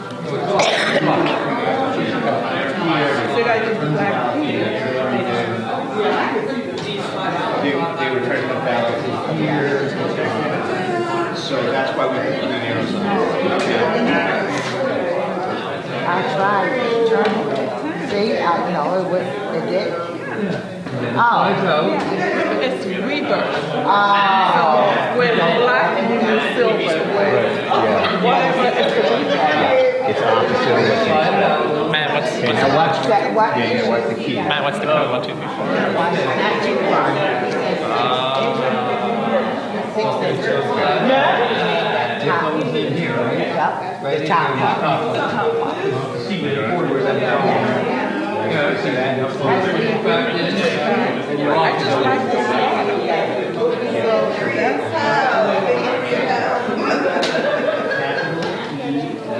Okay, that's the first.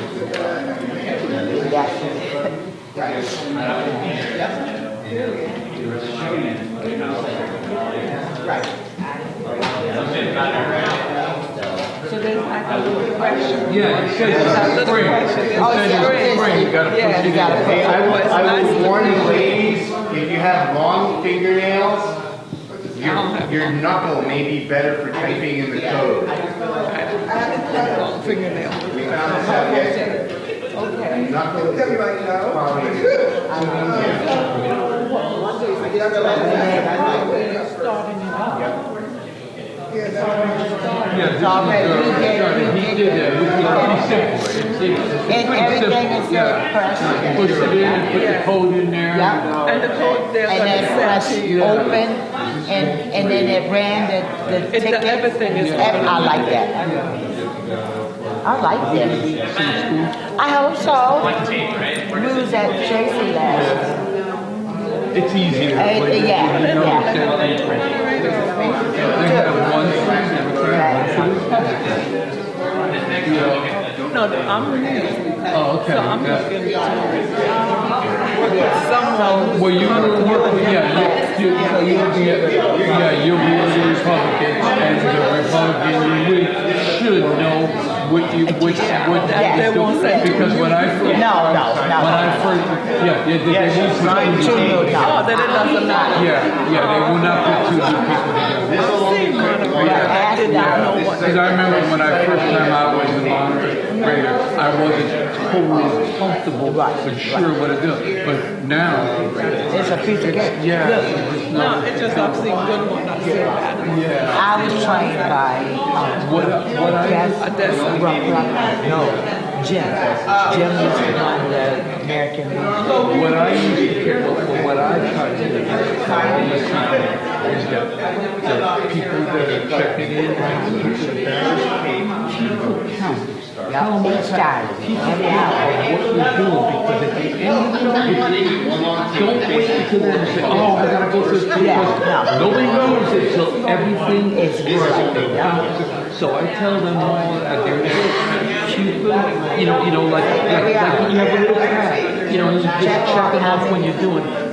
So at the end of the night, when you go through your list and count and say, well, I should have 70 names here, and you go, oh, I got 70. Great. And you sign off, write the paperwork, and sign off. I sign off on it. She signs off on it. We both sign off on it. Everybody, Democrat and Republican, everybody has to sign. And then you sign the little thing, your checker. And you're out of there. Because when the moderators get back to City Hall here, you have your report, that paper that exists. You have that paper, and everything is filled out on them because they will but he said that we don't have to fill it out now, the paper. No. See, at the end, we used to have to fill it out, how many votes were there, how many votes. Now you won't have to do. I like that, yeah. Because you can get back to the City Hall, and you say you're back here first, and you get called up, and you go, but your paperwork's not right. Now you're gonna go all the way back to the end, and everybody's gonna go in front of you, you're gonna wait again. So it's important that your paperwork is done right, because the faster you get done, the quicker you get out And the of only it. thing that you're putting in is those stickers. Right. Seals. Right, Numbers, that's the only thing. and if you These are given. Right, and if you pay attention and stay on top of this throughout the evening, you're fine. Where's the top slot where he said it's? This one was already It's done. right back here, you got to unlock this, Unlock this. So lucky.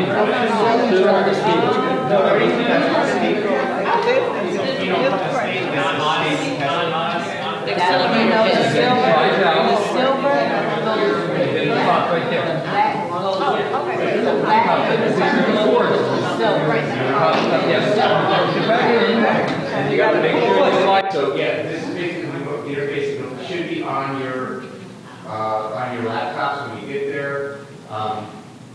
One of the things. Stop. Stuart, your laptop start. What'd you do? Nothing, not enough. Run out of power. It says, okay, guys, you're dismissed. For those of you who you're wondering, your Chrome browser should be open on your laptops. There's 3 buttons at the top of the Chrome browser. One is the phone lookup. One is your email. We'll go through the email process over the video with absentee out. The other one is the Zoom meeting. All of this should be up when you walk in the door. If it's not, there's 3 buttons at the top of Chrome. That'll get you there. What happened? Oh, I agree. Okay. Well, we're having computer readers. Yeah. Okay, so let me be on with you to see what my next slide was. Okay, curbside voting. There's a few slight changes to curbside voting. As Stuart mentioned before, for early voting, we have a room taken away from us, where we used to have line of sight to where all the electors would pull up and ask for curbside. It's now an office. So here's how we're doing curbside and early voting. We're putting a sign right outside of the door on the other side of this hall. And if someone needs curbside voting, they're going to call the moderator's cell phone. And the moderator can then send someone out through that door right there to do the curbside voting.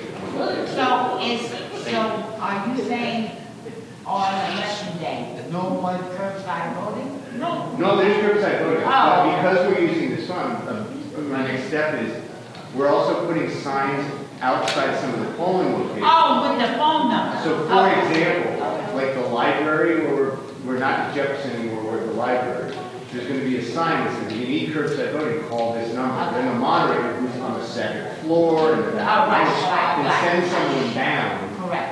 Why is it all over facilitate the curbside place? voting. Okay.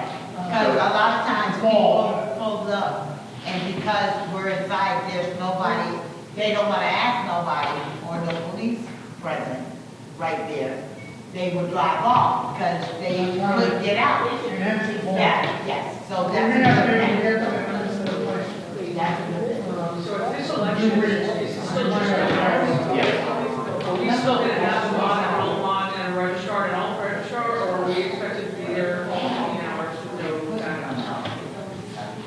Sorry, the perfect world, we're going to have plenty of staff, right? We don't need an alternate moderator in every location, but we want to. So we're trying to staff that up.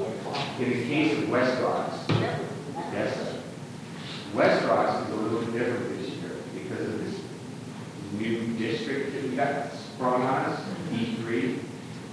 We're going to be running West Rocks similarly to the way we run Nathan Hale. So there's going to be like 2 parts of the gym. The difference is Nathan Hale, the 2 parts, I think it's C2 and C3, are reasonably sized electorates, so we fully staff those locations. Would anyone like to guess how many Democrats are registered in District D3? 10, 40. 5. You're all in the right range. It's 50. Yeah. It's 50. So if you figure there's a 40% turnout and 40% of them are actually going to do early voting, we really didn't feel comfortable creating an entire staff to cover like half the gym for the 8 people who might That's show what I'm up. talking The other thing I was thinking with that, I mean, one of those personal, right? I can't answer cell phones, I'm deaf. So I need to rely on my team, which is not Okay. a huge deal, but it was something I was thinking of where we've got a couple of issues this year. One of them is, what if I've got to go to the bathroom? It's a potential 20-minute process to go out, go to the front office, get my pass, go to the bathroom. And some of the schools like Roten and There's Roten. bathroom in there. Are you at Roten? No, I was, Oh. not anymore. But you can't get to the bathroom from the gym. You have to go out the back, around the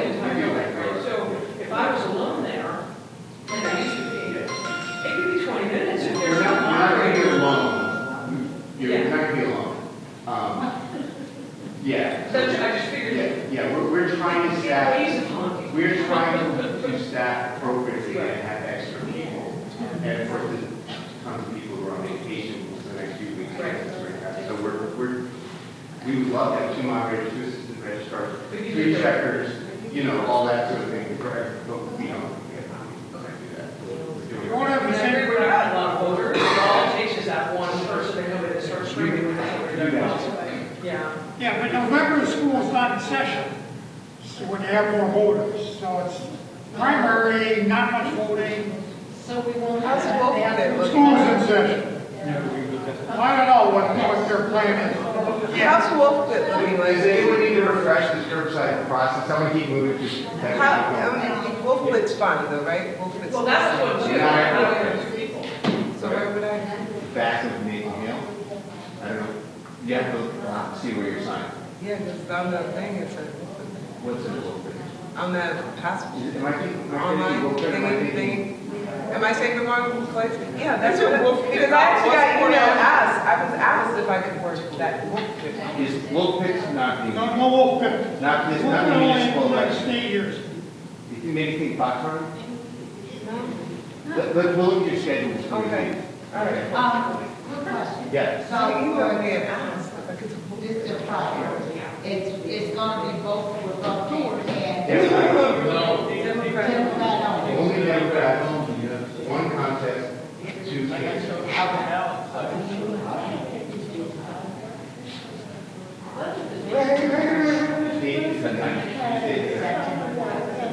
Early voting the week before, it's only 6 days. Okay. Does anyone need to go over the process for curbside voting, or is it pretty, everybody remembers it?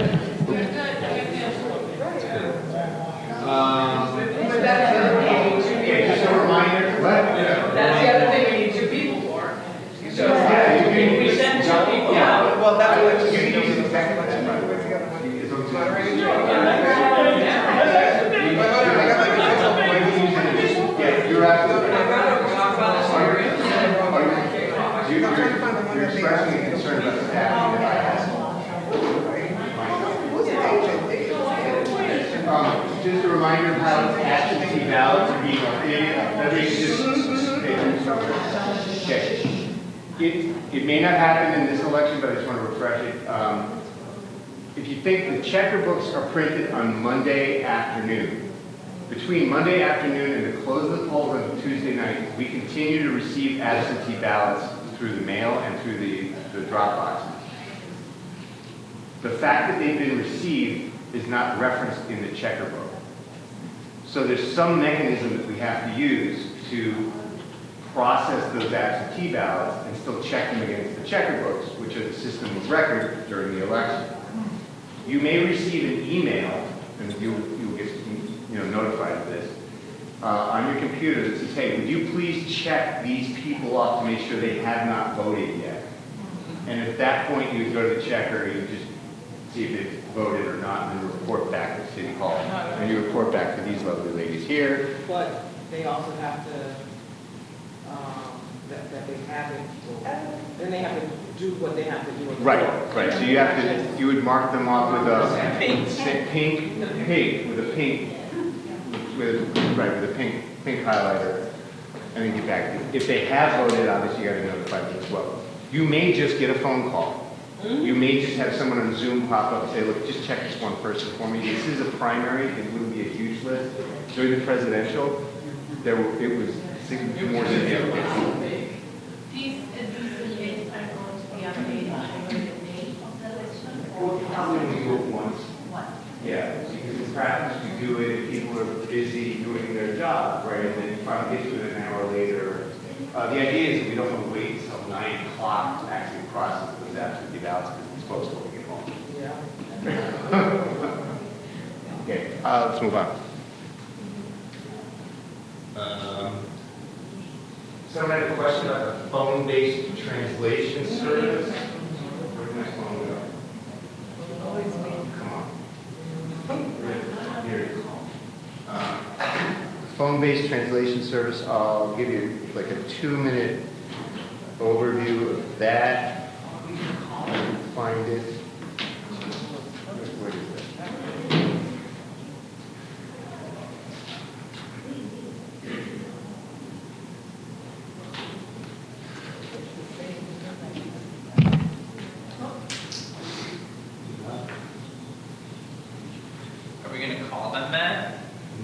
problem. Aw, so much fun.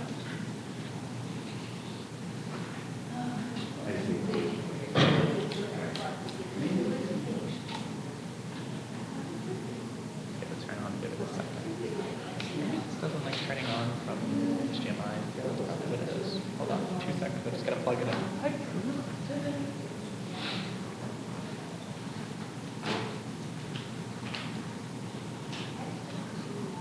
All right, so Interpreters Insight is a program that allows you to, you have it on all of your phones, all of your moderators' phones. You click on it, you choose a language, you choose video or just audio. There's hundreds of languages. I can't pronounce most of them or read most of them, but the person who you're trying to communicate with probably can. Identify yourself to the interpreter. It is recorded for those, you know, if you need it. What? There we go. Okay. So the icon looks like this one right here, Interpreters Insight. So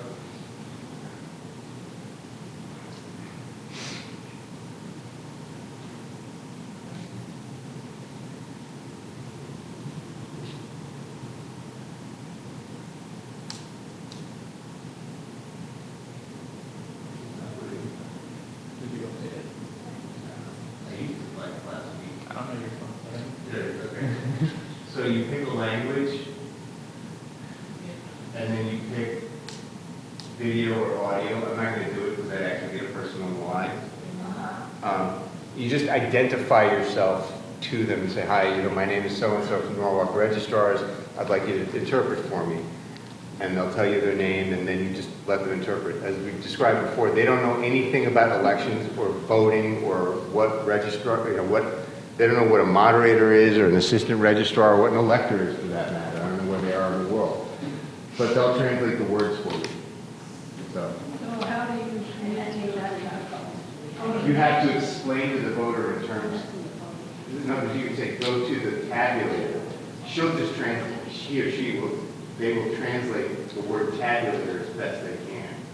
You can Tell them to Are read you the giving the machine. phone to that person? No, you hold it because you have to speak to them. It's Yeah. on speakerphone. They're translating for you. It's like having a translator. So speaker, they'll hear it, so they'll understand. They'll hear it. So you go, please ask the individual what their name is, and then they'll say it, and they'll say their name. Oh, If okay. I So need you to see have their to- identification, then they'll translate it, and then they'll give you their identification. This is, I'm not trying to be a pain, I promise you. With most, like I said, with most interpretations or interpreting systems, right? Again, they have to be trained in what they're interpreting. So in something like voting, right? There, with the state, with anything, there's no logistics, there's no legalities, there's no liabilities that these people aren't trained in voting. The state called it up and said, use this. Yeah. And I went, okay, it's on your phones. That's the extent of the knowledge I And it's have. very important. I'm assuming that since the Secretary of State has told us that we can use this, that they want us to use it. Basically, they're relying on us to abide by the rules, and they're simply interpreting what we need. So, that no, the people so understand. let me explain. Like, what I'm saying is, for example, in the medical world, using an interpreter with the language on, the person who's doing medical, that's going to translate, is trained in medical terminology. I You know, totally just like the courts, they're Right. trained in They courts. don't, So, yeah, right. I understand that. Yeah, But to your point, we can't assume that they are. If we understood. say, I give me just- your identification, then that would be fine. You I just don't know, know if you'll ever, I'm sure we won't. but I Right. just feel There's like- a lot of technical. yeah, I feel you, but at the same time, like, you gotta get, if you're gonna use it, which you may not even, then it's what it is. Try and explain it in terms. We're not, deconstructing a turbo vocabulary. Completely, I just don't want someone to smack us in the face with something like that somewhere, somehow. Use it. Best case. Okay. Best case. Also, Matt, I want to emphasize that if someone in line wants to translate for them, you cannot use that person. Oh, yeah. It has to be an election official An or. election official or Yeah. the approved software. Exactly. So if you speak Spanish, Yes. you can translate and speak Spanish. But you can't just ask like somebody. No, I know, it's like in the school system, you can't just ask somebody Yeah. to translate for everybody. You No, have to ask no, a trained it has to person to be active translate. So like a nurse can't go to a teacher and say, translate this child for the, you can't do that. Can't even have You know what I a mean? child movement. Right, you can't do that. You have to have a trained professional in that to, so for voting, I would expect, especially for anyone to be for concern, that would be a place where that can happen completely. And if the proper verbiage is given to this person, they vote incorrectly, they're in the da. Okay. Matt, can a family Let- member let- still let- I wanna move on. translate? I wanna get Can a to- family member still translate for another family Yes. member? Okay, so let's move on to tabulator operations. Okay, so when the tabulator's up and running, I'll kind of run some tabulators, some ballots to the tabulators. Here's basically the script we're giving the tabulator tenders. Thank you for voting. Please place your ballot between the green arrows on top of the ballot box.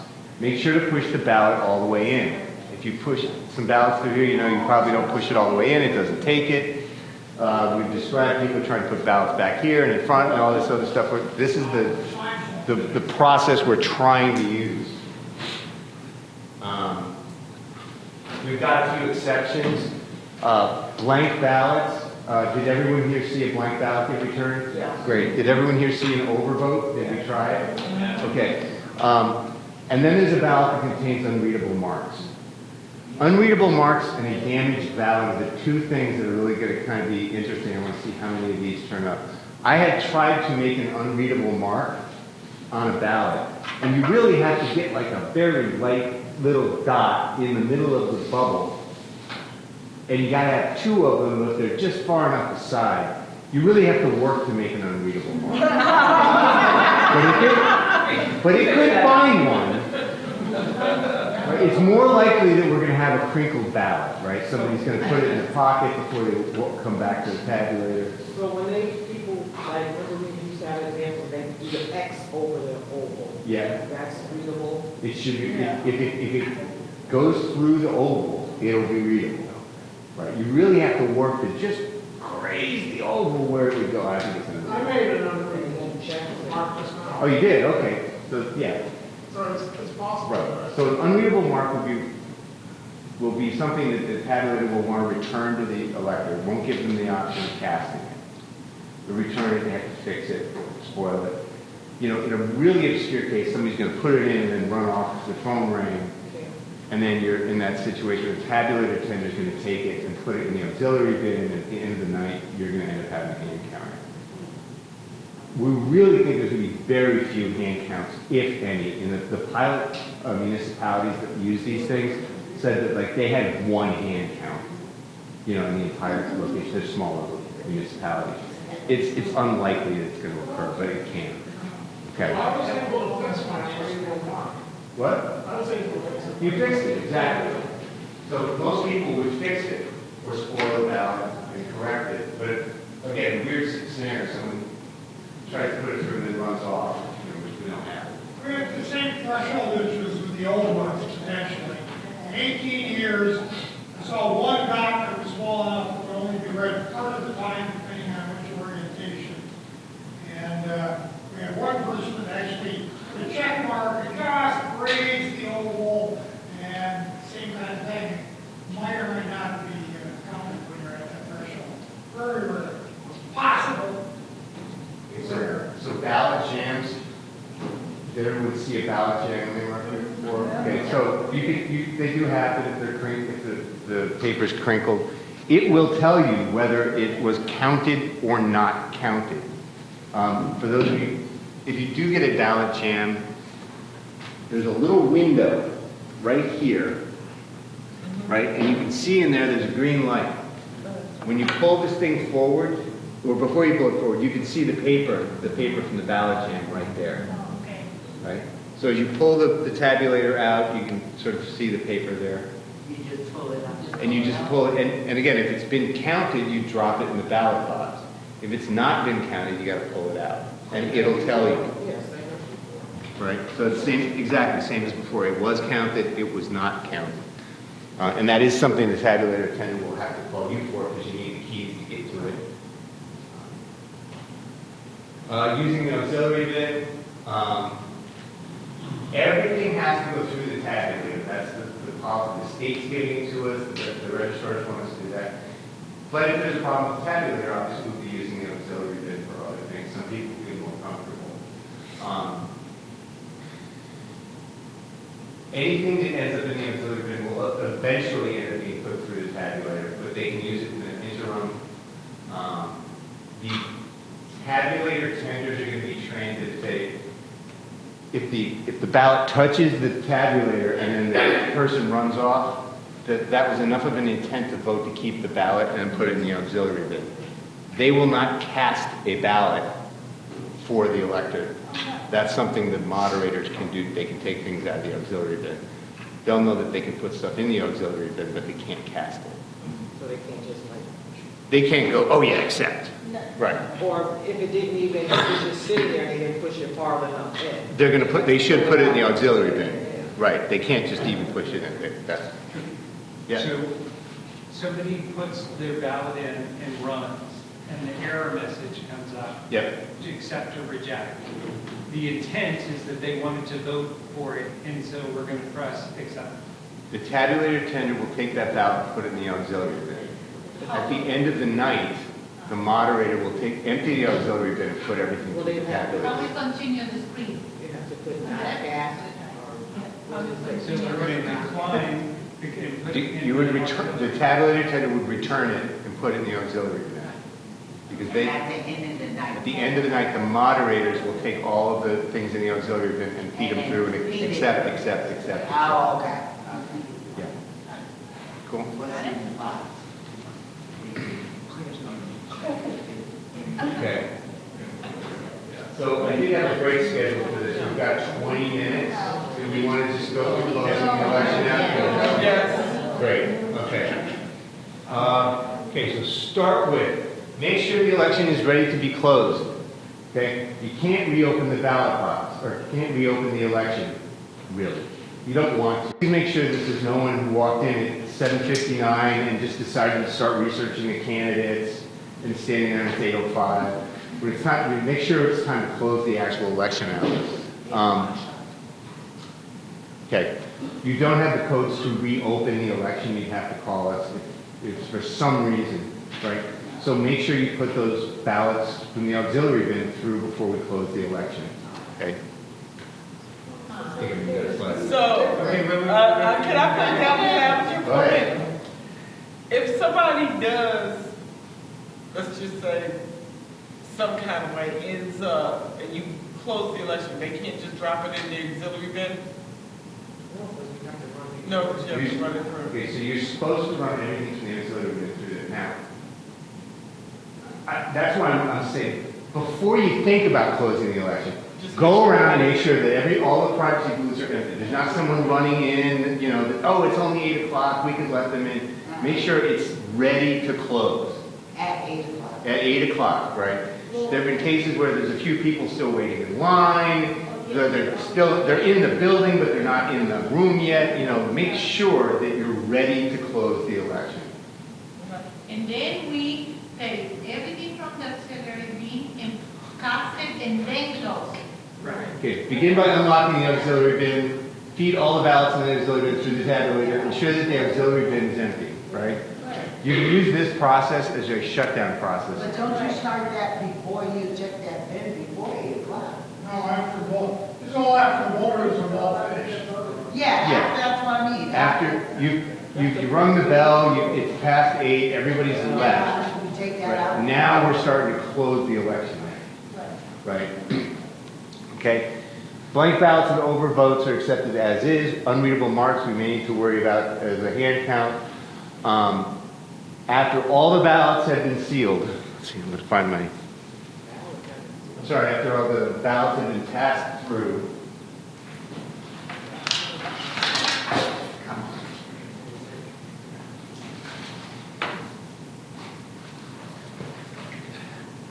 Oh, there it is. Okay. Are we going to pull the stick? You ready? Yeah, let's hope so.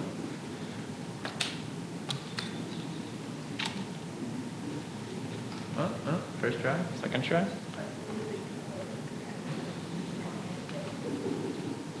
I would really like me doing that. Can I ask a random question while you're Sure. trying to get out? So have these have been in practice or been in use in like Connecticut? No. Not at This all? is the first election that Norwalk has used them. There are 5 municipalities, or 10 municipalities that used them earlier this year in referendum. There were a few left. So, okay, so with the use of it prior, I'm sure that it might be too soon for my 2 questions, but 1, how was line control? And 2, how was audit control or reduction? So I'll talk to you about audit in a second. But the issue with the line was people not understanding what to do. That's exactly Right? my, yeah. So if you notice, we put these green arrows here. That's a result of us listening to what the other municipalities said. Because they said that people were showing up, putting their ballots back here, and it was slowing things down. Right, yeah. One municipality that had a referendum that had 1 question on it, they ended up bringing another tabulator on board because people were standing there and talking about it, chatting about it, having a conversation about it with new technology. So when we train our tabulator attendants, we're going to tell them, move the line along, you gotta move the line along, right? You can have the conversation outside, but if you watch the video, there's a part there where I said, thank you for voting. The exit is right this way. You might wonder why I said that. To your So, point. and then second too, because I was thinking that in my head, but so these, if you have to bring in the second one, right? The 2 won't actually, like, there's no way for the 2 of them to talk. So the 2 reports would then have to be bought in. Yeah, you have 2 counted tapes and separates 2 and everything two like that. Okay, so we just want to keep them. You don't have a separate ballot box, a separate Okay. ballot box anyway. Yeah, and when you Well, said, January, you don't have one ballot. I'd love to talk audit with you in a minute, but I want to keep moving. I'm so sorry. We're running a little tight. Okay, so we want to close the election down. Can you see the back of the? You want to see the back? Yeah, see. Oh, no, actually, it's right there. You're right. Front. Okay, so we're gonna check tamper evidence seal here in the front access compartment. Okay, we're gonna break this guy. I should have done it the other way. It's okay. As long as you're doing it with scissors. As long as you're doing it with scissors, please don't yank these things by hand, they will break something. Okay, and we are going to open up this drawer here. You see that? Okay. Okay. So, as you can see, there's a button here that says close poll, and there's a button here that says power. The power button is lit up. Don't push the power button. The one that's not lit up that says close poll is what we actually want. We want to close the polls. So I'm going to push it, and when I release it, get to the screen. Can you get to the screen? When I release it, that's okay. It says, hey, do you want to close the polls? Okay. Now, you gotta make sure you're ready to close the polls, right? Why is it asking? It shouldn't be asking you It first. shouldn't be normally. asking. It shouldn't ask you first. The override. Oh, so we don't need to poll at the end. Okay. For now, we'll use it. Yeah. Okay, and it's gonna print our tapes. It's gonna print 3 tapes of, like, closing out tapes. It's also, if we had write-ins, would print a picture of every handwritten write-in. So if you have 100 write-ins, the tape's gonna get really long. Gonna have the CVS record. You're gonna have a CVS receipt, right? Okay. Not in this election, there's no write-ins, but in November, we're gonna make sure there's new tape rolls in there for everything, How do okay? you print more reports? Like, say people are waiting and they want to, they want to. If someone has to have a report, you go to report options. And Stuart gave you some slides on that. It's pretty self-explanatory. Runners are there, they want. There, it's because you're already shutting it down. See how it says ballot status, county voting results, write-in review, summary. You could give them a voting results report. I don't think, again, we're printing 3 out now. I think we're going to print 5 out for the general election, and those 5 are just a handout.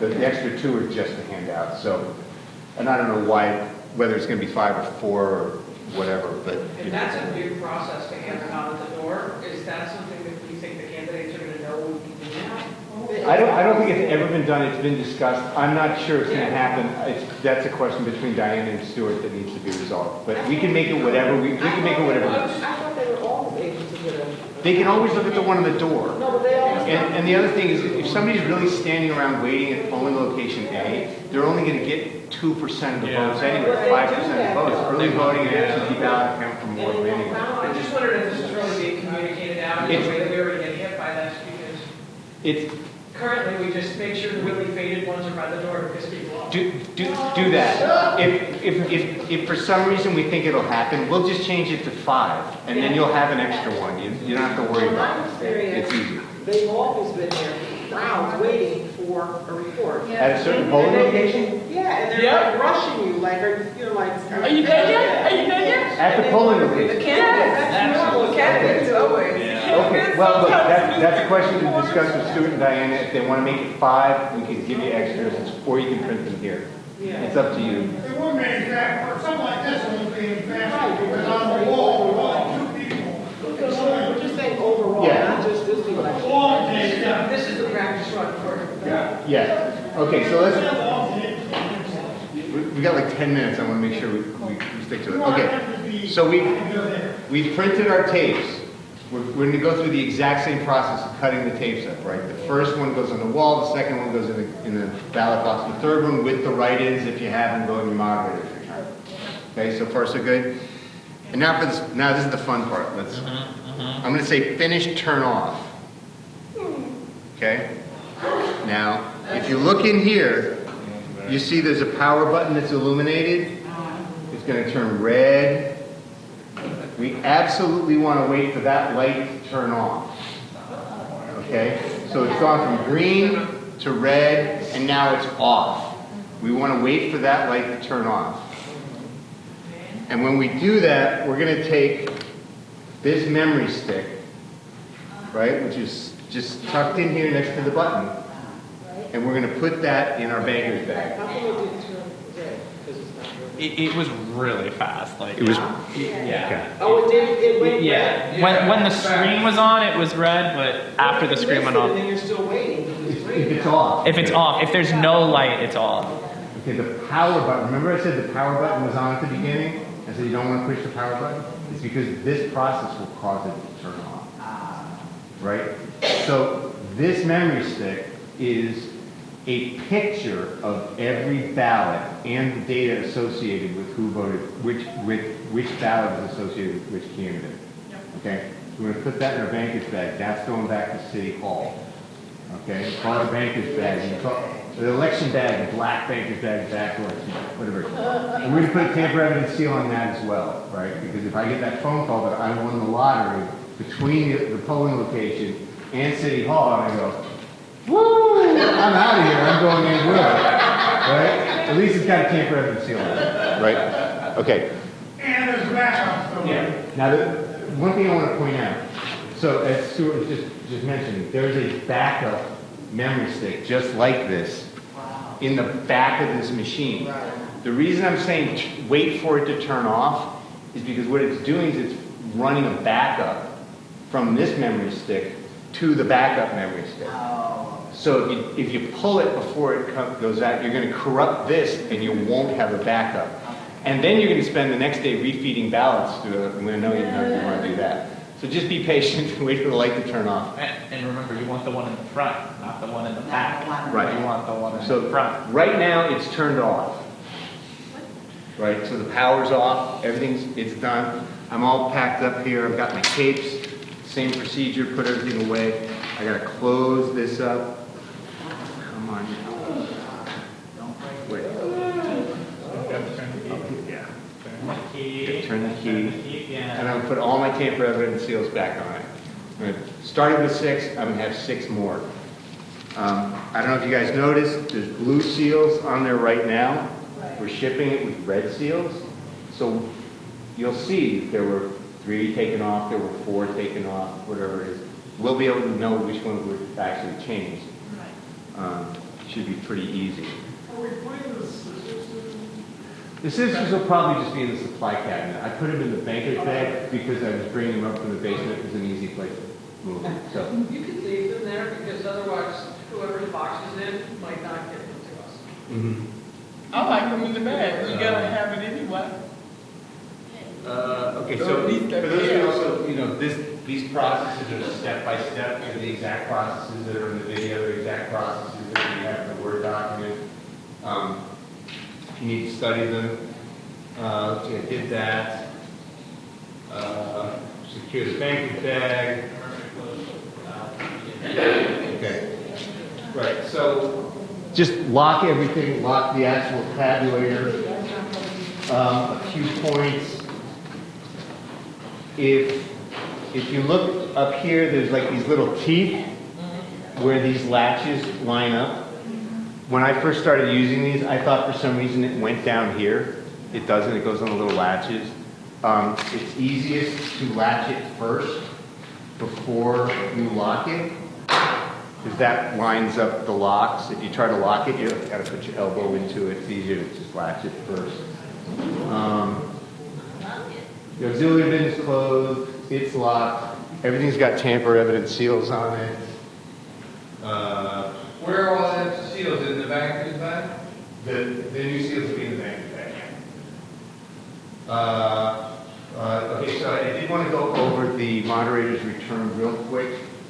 In a few minutes, there are a couple changes to it. Okay. So we've been over the part that has all of the tamper-evident seals on it. This page, yeah, this page is the part that we will sign, that we tested everything, so you don't have to worry about that. Certificate for opening the polls. Moderators obviously have to fill that out, and with the assistant registrar. There's a space for one tamper-evident seal here. It basically confirms the one in the back is the one you're using. You've already listed all the tamper-evident seals. You've already checked them. We didn't think you need to copy them again. The oath, we've got 2 pages for oath. Just a reminder, when people take the oath and sign in, that's not their timesheet.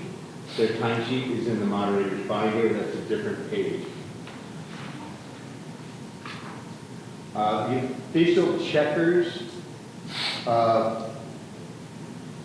certificate. The checkers get their own checkers book and return to fill out. Basically, what we're going to do is we're going to take each line and copy those numbers from each of the lines we bring in and then just sum it up. Any questions about that? Okay. Once we're done with that, the checkers numbers are there. Ballot clerks, same thing. They're going to fill out their ballot clerk return. Each line has one. We're going to copy each line into here. Did you see that? Yeah, you want me to? No. We're going to copy each line. So A through L, M through Z, that kind of thing. And then we'll get our total numbers. Now we've got the checkers numbers, the ballot clerk's numbers.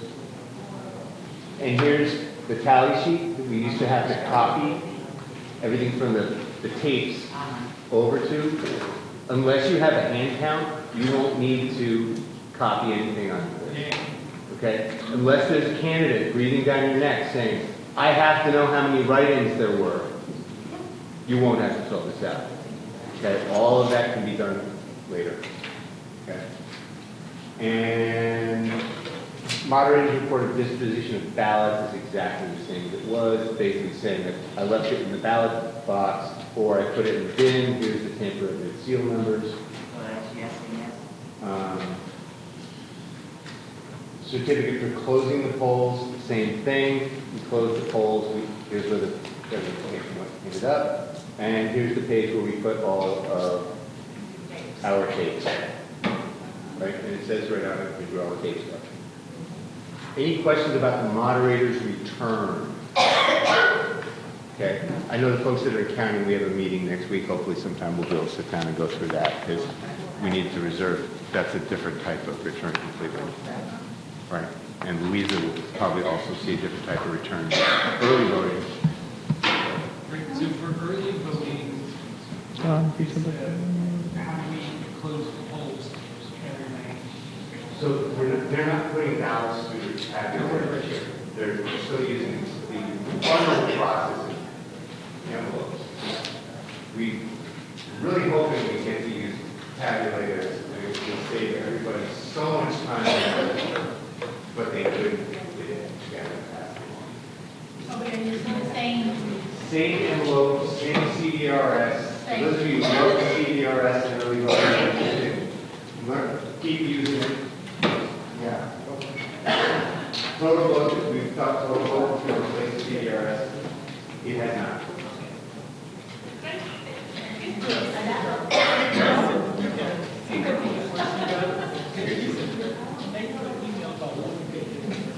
Did I? Okay. Okay. Any other questions? Let me see if there's anything else we want to cover. We're running out of time here.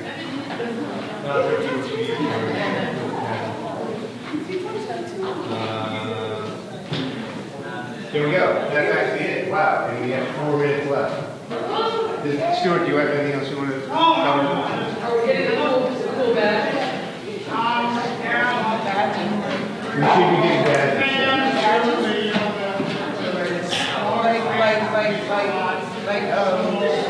Like the scouts? Oh, the name that's there, are we getting them? I think I still have last year. I don't think she would do that, right? She would it's just gone. Does anyone have a set of keys that they put around their neck or anything? No? Pull up your keys. Can I just follow you again?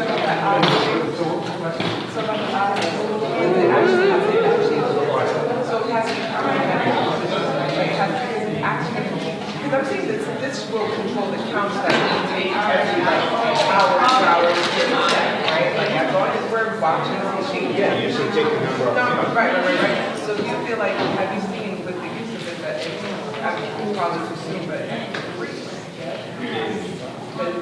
When you say watch, you mean like the state water? yeah.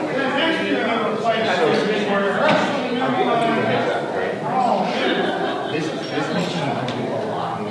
And the system that was supposed to be last year, the late fiscal year. Textbooks.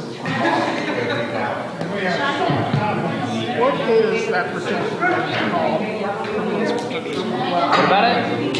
What's up? What are those projectors called? I have no idea. Because I noticed when you had Matt talking, I think it was last week, through the camera, Yeah. his, Oh wait, did you watch the YouTube video? yeah, I did watch it. When I was